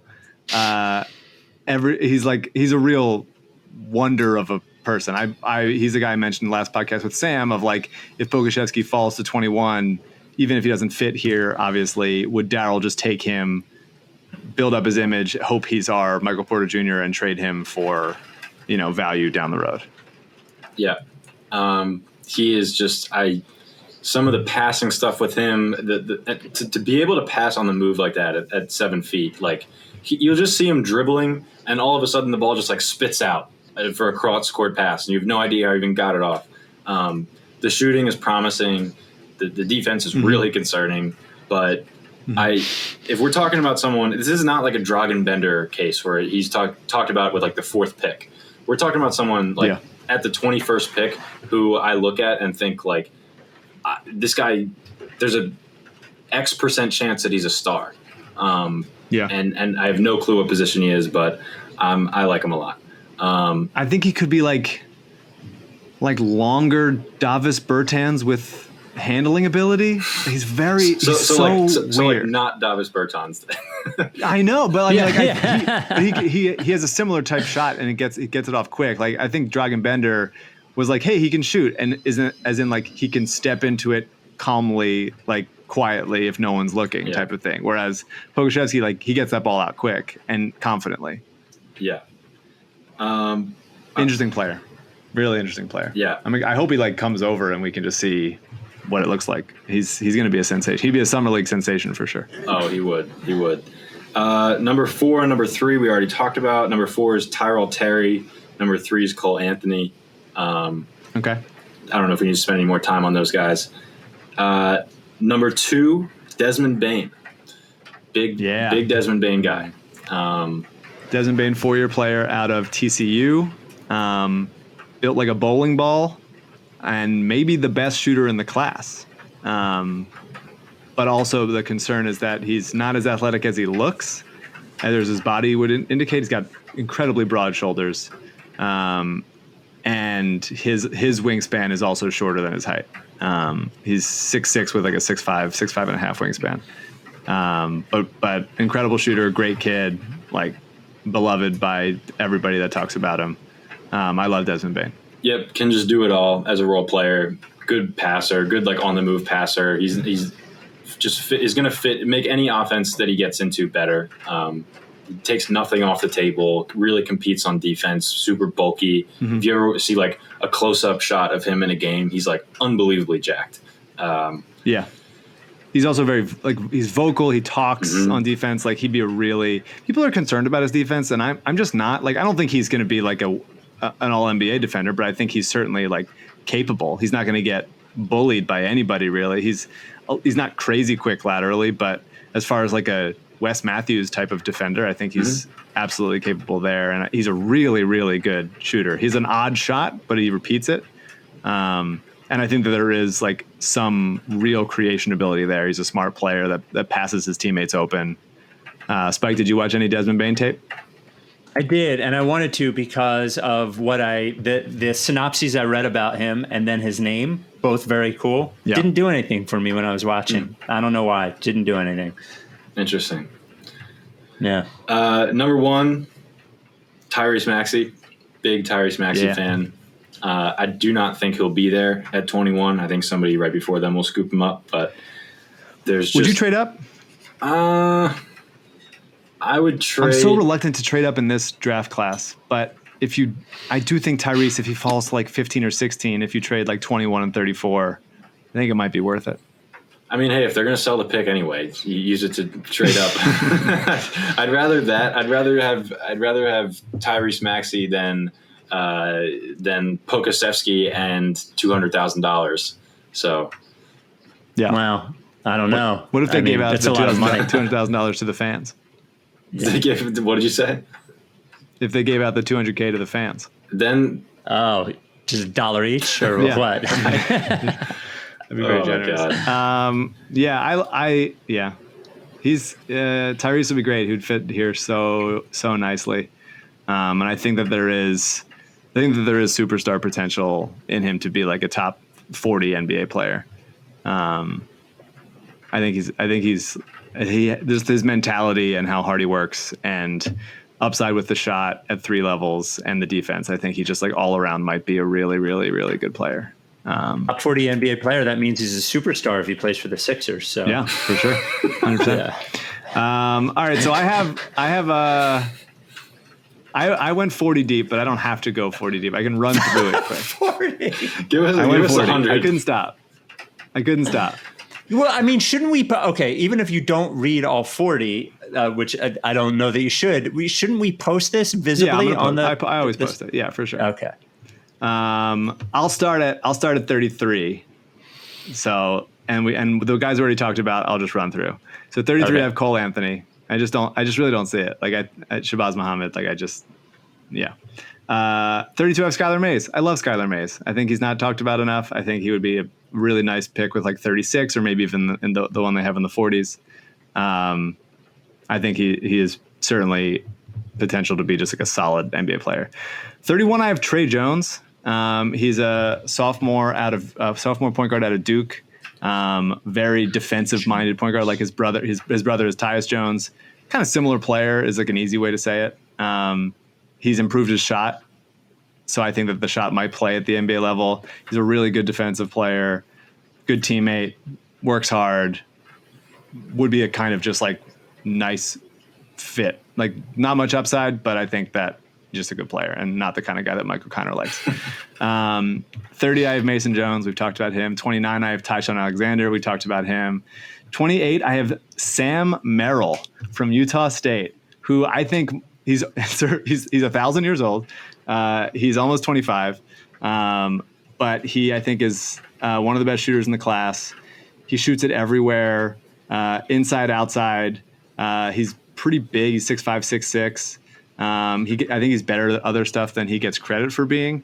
I think he'll hang defensively, and I think he's like a real game-changing shooter. Mike, do you have any thoughts about Sam Merrill? My one and only thought on Sam Merrill is if Fletcher McGee can't make it in the NBA, why can Sam Merrill? He's bigger. By like an inch. Big inch. I'll take that inch.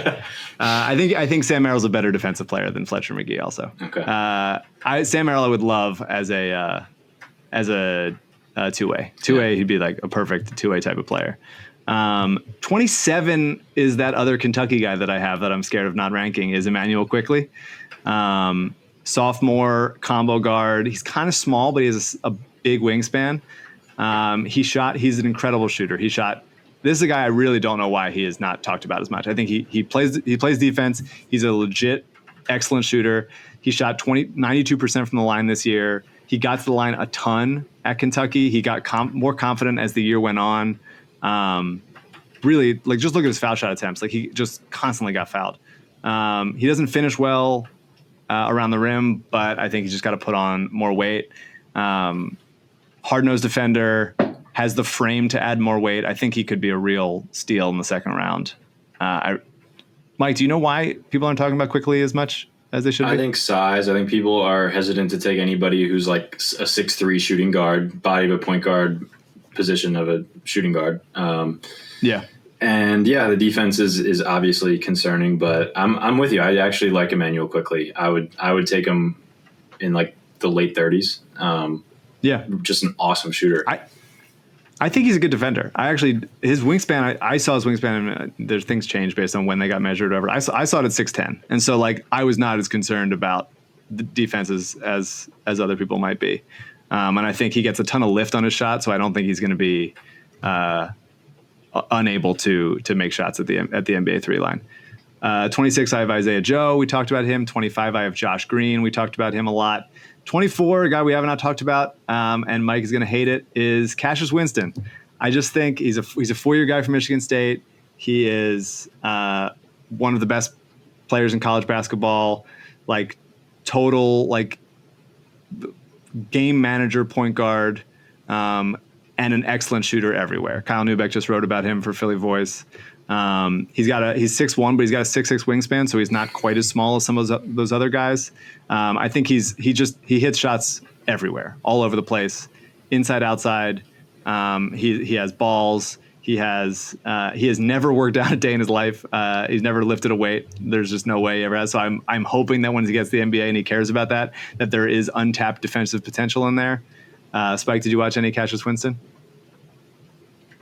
You're muted. I love that you're muted. I love that you muted yourself for this. That's excellent. That's perfect. I sneezed. I don't have any notes on him, so I'm sure I watched him. He just probably didn't get past the minute thing. He's just like, he was so good in college and hit so many shots and hit so many big shots, and he's so beloved by his teammates that I think like sometimes guys are just good and they just find a way to be good. I think he's late career Chris Paul, and he doesn't have Chris Paul's athleticism, but I think he's like as good at like a basketball kind of genius that Chris Paul is. Not as good as on defense. What do you think, Mike? I know someone who thinks he's the second coming of Kyle Lowry. Like, there's people that like really like him. I think he's just not as athletic as Lowry was at Nova, right? But yeah, right. But he does have that kind of like gamer, just like makes the right play all the time type of ability. I just think the window is very small for him athletically. I wanted him to be like one of my guys. I just couldn't get there. Yeah, athletically, it's just so underwhelming. Yeah, for sure. Yeah, but maybe like a better shooting Jalen Brunson. Yeah, Jalen Brunson is like built like a bowling ball, though. He can just absolutely muscle his way through guys, and I think that's sort of how he survives. That's right. But look, there's a path where he succeeds. That is another EV Hoops rule that we had, is don't draft someone who you expect to be a backup point guard in the first round, because aside from 3-and-D, like that's the other most ubiquitous position in the league. And even though the Sixers can't, I wouldn't take him at 21. Yeah, I wouldn't take him at 21. I would definitely take him at 34 or 36. I think that would be a totally fine gamble to take on. Sometimes if guys are good in college, they'll find a way to be good in the NBA. Not always, and obviously there's rules to that, but sometimes if a guy's not good in college, then they're just not going to be good in the NBA also. So it's like sometimes you just make it simple. 23, I have James Wiseman. We've talked about him on the last podcast. I think he is incredibly overrated. I don't think he's good, but his body is so NBA body ready as like a 7'1" player with like a 7'6" wingspan that he's going to be at least like a solid rim runner who blocks shots. I don't think he's that smart defensively, but he's a good rebounder. He's basically, and he has like some untapped ability where like on the scale of Hassan Whiteside to like Karl Anthony Towns, he's not there, but like he thinks he can do some Karl Anthony Towns things. And so maybe if he works at it, he develops that part of his game. But I don't like James Wiseman at all. I got to tell you, I watched this fucking guy, and I can't believe people are talking about drafting fucking Clint Capella with the number 2 pick in the draft. He's, like you said, you can watch all of his college highlights, and he doesn't do anything. Well, he played 4 games in college, to be honest. What's that? He played 4 games in college. Well, right, but I'm watching 7 minutes of highlights, and I'm saying if those are his highlights and he can't do anything, like I don't know. I don't understand. Those are his highlights against like some of the worst teams in Division I basketball too. Yeah. Right. Yeah. Yes. I think I ranked him. I wanted to not rank him at all, but he's going to be an NBA player, and he's going to be like probably a starting center. So fine. 22, I have Devon Dodson, who we talked about a little bit on the last podcast. Spike, you used to like him, and I guess he changed his mind on him. Devon Dodson. I hadn't watched my top 2 guys until this weekend, and that knocked him out. So Devon Dodson, sophomore point guard from Kansas. He's probably the fastest player in the draft.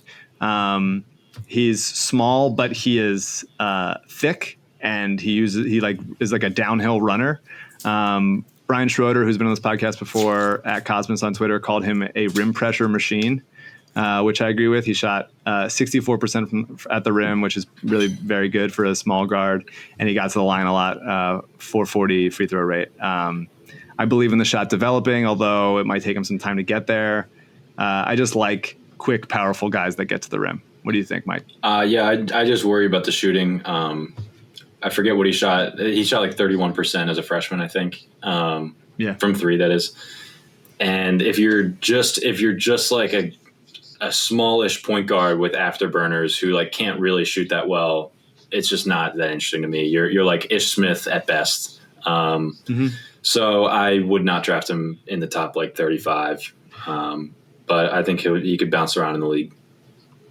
Yeah, for sure. I just think like as a Sixers board, it's hard not to be like imagining that guy with that speed next to Ben and Joel and going like, that would help a lot. That would help so much. Like, and if he continues to be a guy that can hang on the defensive end, I think he'll be a totally fine player with, if the shot improves a lot, then that game starts to look really, really good. And he ran a ton of pick and roll with Udoka Azubuike there, which would be nice to see with some of our pick and roll guys, if that ever happens. 21, I have Sadiq Bey, who was a wing at Villanova. I'm not gonna not believe in Villanova guys. Like there's too much success to not believe in it. And he's also another, like Cam Johnson, big shooter, who's smart and played in a smart system. He's pretty slow. He's thick, but he doesn't really move well that laterally. I think he'll probably end up being a power forward and not really be able to defend that many guys. But I think he's a big shooter from a smart system. So I think he'll be an NBA player for a while. I agree. I like him. Thumbs up. I liked him. He did look slow to me, though. Yeah, he's slow for sure. 20, I have Obi Toppin. We've talked about him. 19, I had Denny Avdea, who is like a Dario-type player from Israel. Not as good of a shooter, although Dario wasn't that good of a shooter coming out and had to really build that out in his game, although he projected to be better. Denny, I think, is a little bit more athletic than Dario, but has a similar level of playmaking chops. He's 6'9". He can play. He wouldn't be a good fit here. He'll be gone way before we get there, but I'm not as high on him as other people are. What do you think, Mike? I have him in the same range that you do. I remember I watched him for the first time like 2 years ago, or almost exactly 2 years ago now, and I wrote up a whole scouting report on him for EV Hoops, and I found out like afterwards that people were talking about him as a top 5 pick. I was like in shock. I couldn't believe it. And I sort of just like haven't strayed from that stance at all. Just athletically, it's just like it's not totally there, and he's not like he's not someone who's like Luka, who's just like either incredibly shifty or just reads the game at like a next level feel. He's just like a totally fine like NBA player. I'm just not that interested. Yeah. I think he'll be a player, but he's not. I don't think he's special at all. I think he should be like a 13, 14 pick in the draft type guy. And hopefully you can unlock him as like your secondary ball handler from the 4 position. 18, I have Aaron Nesmith. We talked about him. 17, of a guy we have not talked about, which is Malachi Flynn. Wow. Another smallish guard. This one from San Diego State. He transferred from Washington State. He came out after his junior year. One of the best 3-level scorers in the draft. Impressive like finishing package around the rim. He shot 68% at the rim. He pops. I think he has really good bounce to his game. I think he has some level of Fred VanVleet to him all over the place. I think he's maybe not as sturdy as Fred. He's probably a better shooter at this time. Fred, I don't remember Fred being that excellent at Wichita State, although maybe I'm misremembering. I love Malachi Flynn. I think he's awesome. I think the Sixers, he might they might think we could probably get him at 34, and then he'll probably go like right in between those 2 picks. I think he would be an excellent fit in this offense. Spike? Have you watched new Malachi tape? No. Don't remember. I've always liked Malachi Flynn. I wanted to make the VanVleet comparison as well, but I think, like you mentioned, the girth of VanVleet is like a huge part of who he is. It's not just like an ancillary character. Like the bigger guys can't bump him down like when he's on defense. He can really like bounce off shot blockers at the rim, and Malachi just doesn't have that. I have to like take that into major consideration and drop him down a peg. He fits into the EV Hoops rule that we have of don't draft someone you expect to be a backup point guard in the first round. I think that he could be a starting point guard on this team. I think his shooting and dribbling ability, and I think he's an excellent passer.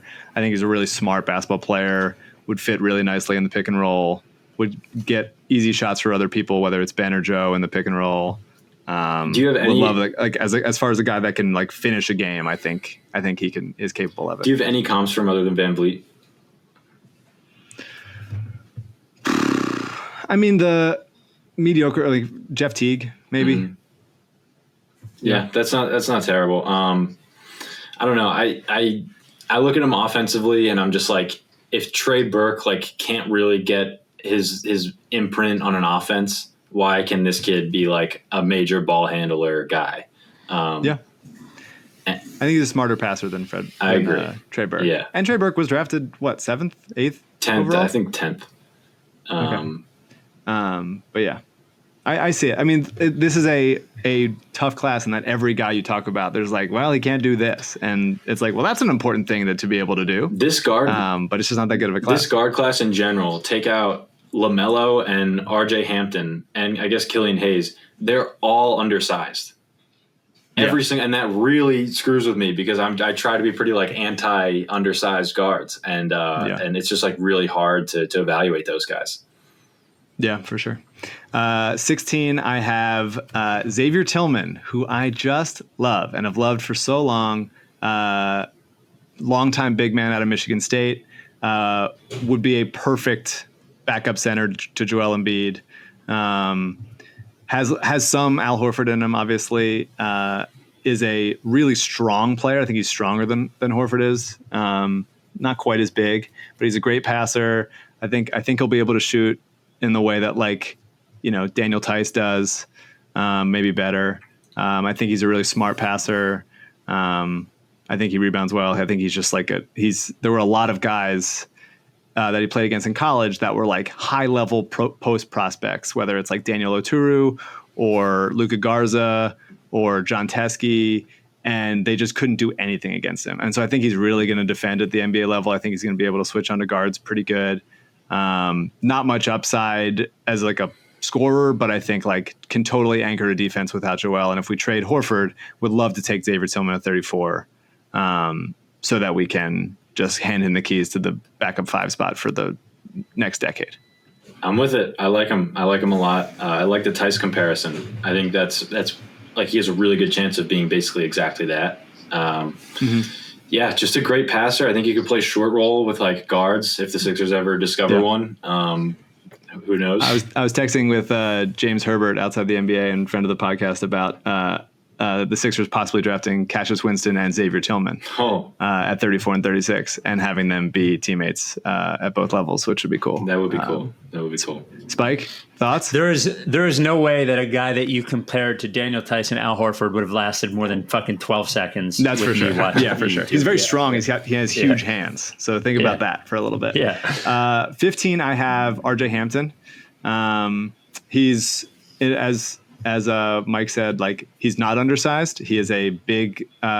I don't think of him. I don't think he's going to be a point guard, so I'll call him a 2 guard. He's super athletic, and he's athletic with the ball in his hands. In not that crafty so much, but I think that he's young and he played overseas in New Zealand, right? And played against LaMelo a couple times.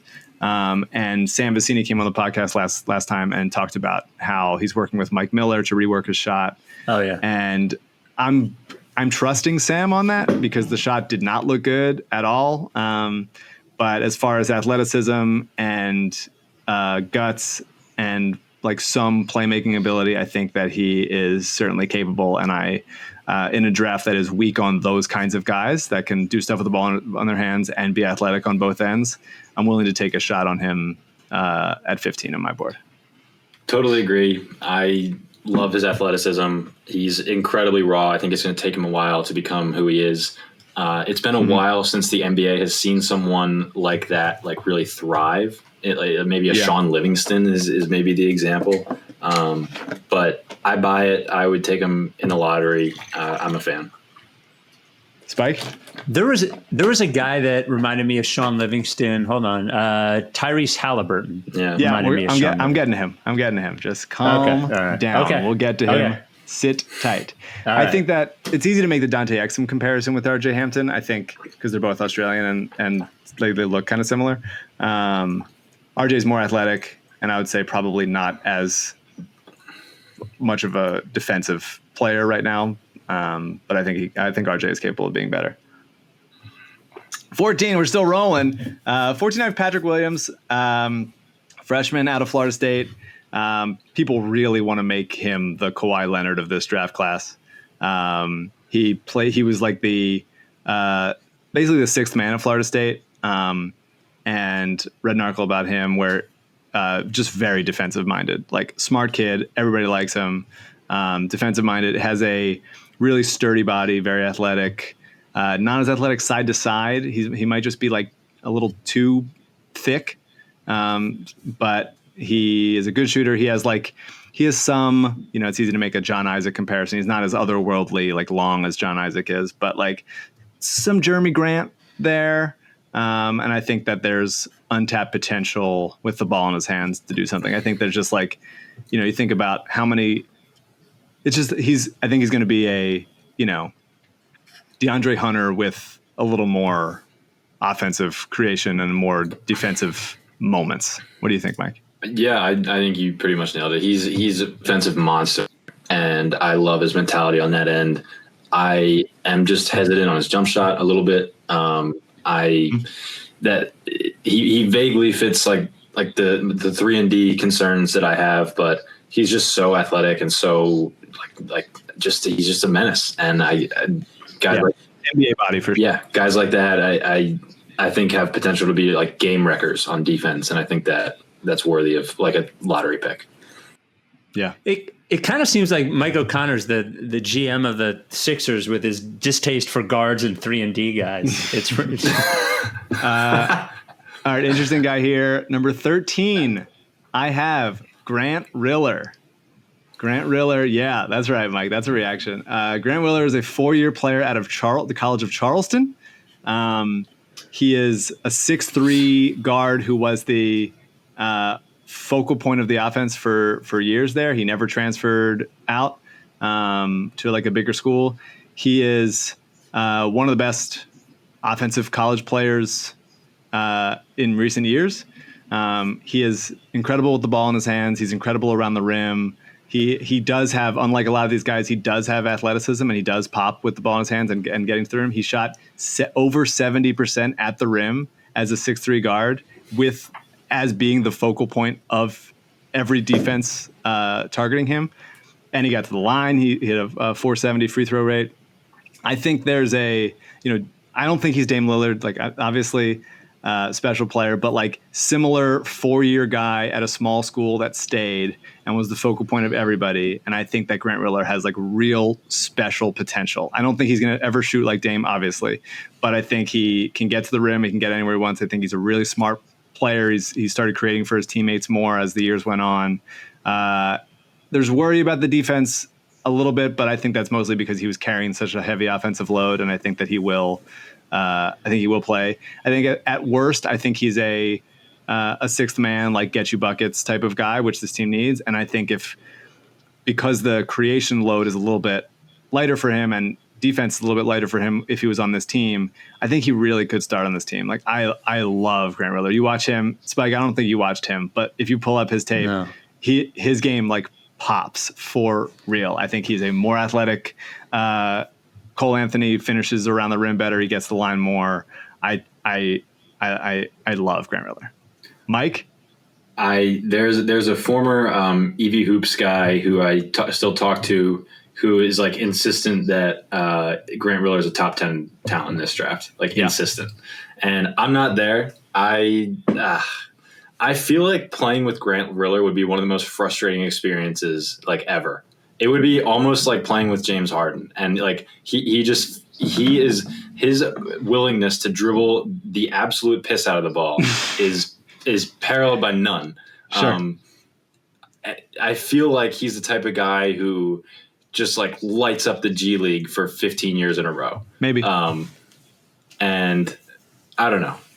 He might be someone who maybe like a Yogi Ferrell style pops up and has like a 40-point game and you're like, whoa.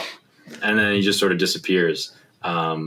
He's so interesting. Like he's like a marvel to watch. Mm-hmm. I love watching him, but I feel like, oh, this guy's really good. I'm watching him now. Yeah. I was almost about to tell you to pull him up on your phone. He's a spike kind of player. He's 6'3". He's not crazy small. But the concern is like his competition level and like, was he really there? I think he's a smart kid. I think that he, I haven't heard like bad things in the sense that like, you know, the stuff I've heard about like Cole Anthony as a teammate. So I think that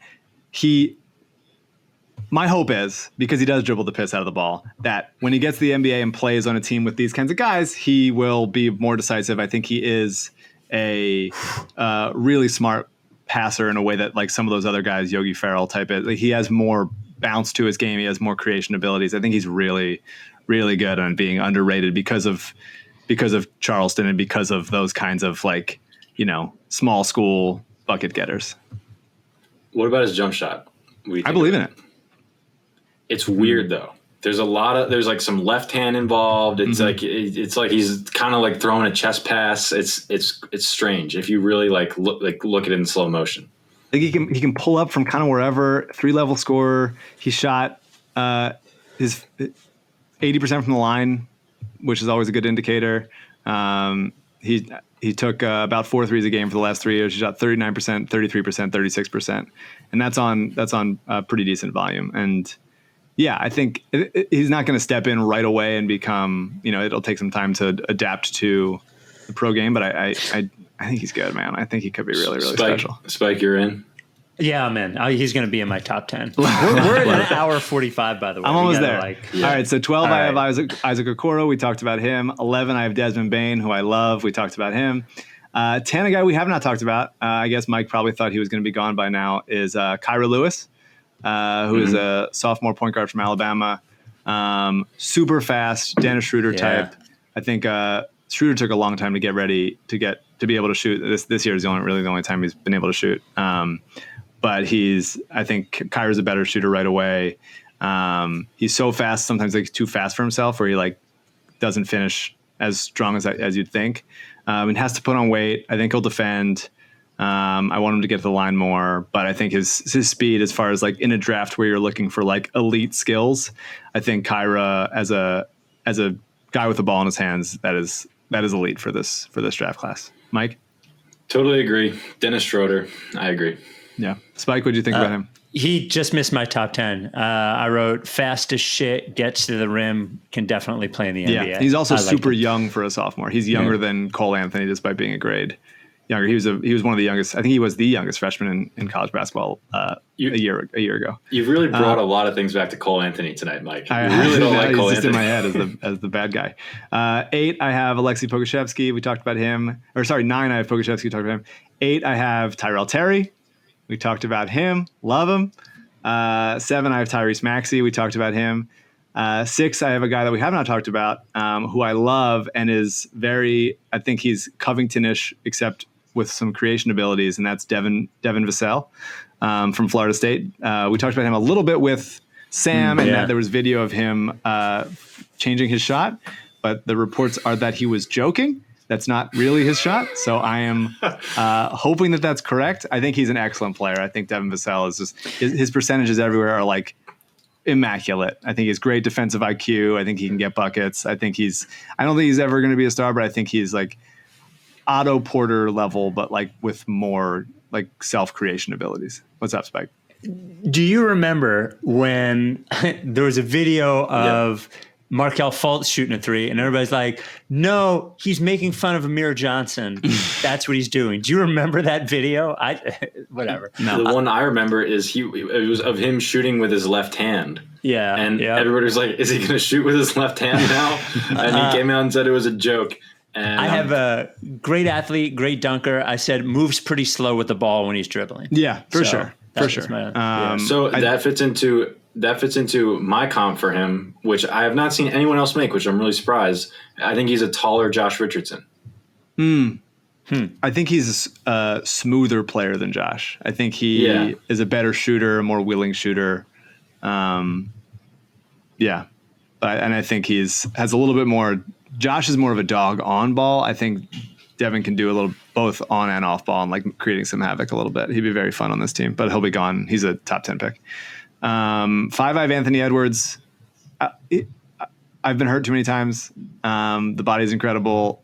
The pull-up shooting potential is incredible. Getting to the rim is, tantalizing.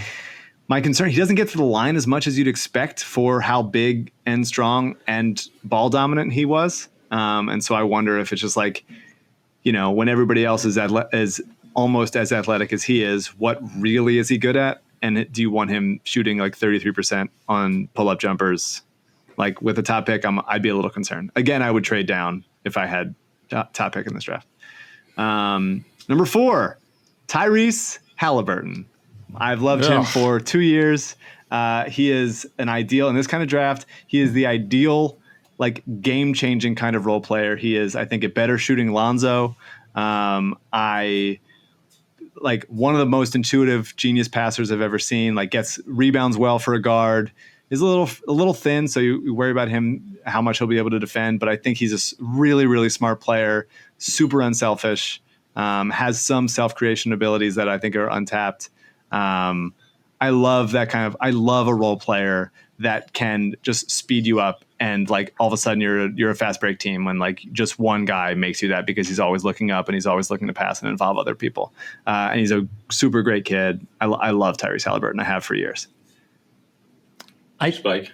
That weird shot, I don't think he can get it. It is quick and it's better than Lonzo, but I watched it and I don't think he can do it off the dribble. And everything seems so slow. He is a really good passer, but everything just seems so slow. I don't know. He's all right. I mean, he makes decisions very fast. I don't think he's going to be taking many shots off the dribble in the NBA. If you're asking him to do that, then you're asking too much of him for sure. But for the Sixers or for any team that's just like, hey, we have guys already. Can you just like get us free points and like help change the culture of this team for positive? Like, I think he'd be so fun on Phoenix. Like, I think there'd be a lot of teams would just immediately become like a better, more poppy team with him on their team. Mike? The Lonzo comparison is interesting. I just don't think he's as explosive as Lonzo in really any way. Like, Lonzo has like a straight line burst where he can like shoot a gap and get to the rim. He was like an alley-oop threat. Mm-hmm. I kept wanting to compare him to Shai Alexander, but Shai is also like, he has broader shoulders. He's a little bit longer. I just can't see anyone with like his exact body and physical dimensions and athleticism who makes like a monster impact in the NBA. I think he'll be a very good player. I can't get quite as high as you are. Yeah, I feel that. I just think that the stuff he does well helps. I think he's a guy that makes other guys better. When he's on the court, other players will be more successful. I think he's going to be like a plus minus god. I think he's really just a special kid. And then obviously we're into a place where the Sixers aren't going to get anybody, but 3, I have Killian Hayes, who I like. I think he's good. I think he should not be this high in a better draft class, but he's a two-way guy with creation ability and a step back jumper. And he's big. He's going to keep getting better. Lefty, fun. I think he'll shoot. I think he'll defend. I don't think he's crazy athletic. I think he's getting a little bit overrated on that front. But I think he's a good player, and he could be like the second, as like a, I don't know, better defensive D'Angelo Russell. What do you think, Mike? Yeah, I like the D'Angelo Russell comp. I'm definitely concerned about him athletically. It's what we've talked about with evaluating overseas guys and the competition they play against. I think the jump shot and like this sort of like step back stuff is like very legit. I love his passing ability. I kind of want him, like everybody. I assume if you're this high on him, you want him to be like the engine behind your team. I kind of want him to. I want to play him next to another point guard and just have him be like a part, like initiate pick and rolls, but also play like drive and kick and just like set guys up that way. I know it like didn't work out, but like the theory of putting D'Angelo next to like a Steph Curry, I kind of want Killian in that sort of system. I see that. Spike? I wrote, looks like he can barely dunk, and it doesn't look like he's strong enough to get the ball up from an NBA three-point shooter. Good passer, though. Who did you say had loser face? Obi Toppin. Obi Toppin. Oh, sure, yeah. 2, I have a guy that I've loved for all year. I think he's excellent. USC center freshman Onyeka Okongwu. I think he is a game-changing defensive big man. I think he can anchor your defense. I think that any team that drafts him in the top 5 to 10 will immediately have a good defense. I think he's as close to Bam Adebayo as you're going to get on the defensive end. And I think that there's jump shooting potential with him.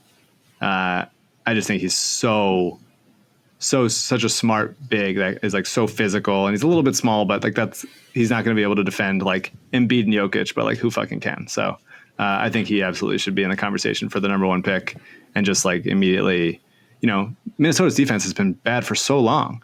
So if you get Okongwu, you let Towns roam a little bit more. Them like all of a sudden they become like a really capable team. They need defensive players around those 2 guys because neither of those guys play defense. So if I was Minnesota, I would take Okongwu, or maybe trade down and take Okongwu. You don't have any concerns about his motor? No, I don't. I feel like he plays like Bam after like 3 hits of a joint. It is Bam SC, plays like so a nutcase. he very well might have been. Yeah, like Bam just like is throwing his body around everywhere. He plays hard every single play. Okongwu isn't like going out of his way to wreck a game. Maybe do you disagree? No, I don't think he's. I think Bam is like a next level competitor. I think Okongwu is not quite there. But he also played with Bam at Kentucky got to be the center and the only big guy and have guys around him.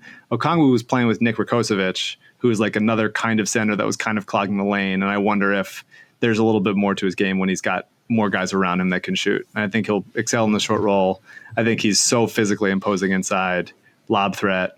I think he'll cover guards. But, I mean, compared to Bam, maybe there's concerns about the motor, but I don't think for like a regular NBA player that there would be. That's all I mean is like everybody just wants him to be Bam, and I'm like, his name is Bam. There's this guy is one of one. I think his Instagram handle is like Bam 1 of 1. It is, yeah. Like he's a very unique guy, so that's my only like whole drawback with that. That's true. And then I have LaMelo. We've talked about him. I just think I wouldn't draft him. I wouldn't want to be in the position to draft him. I'd be scared of doing it. But I think just as how many special players are there really? I think he is, for him to be that ridiculous with the ball in his hand and finding teammates open, and to have such a beautiful assist to turnover ratio, like for a guy that doesn't turn the ball over, that does as many things as he does, I think has potential to be like a really, really special kid.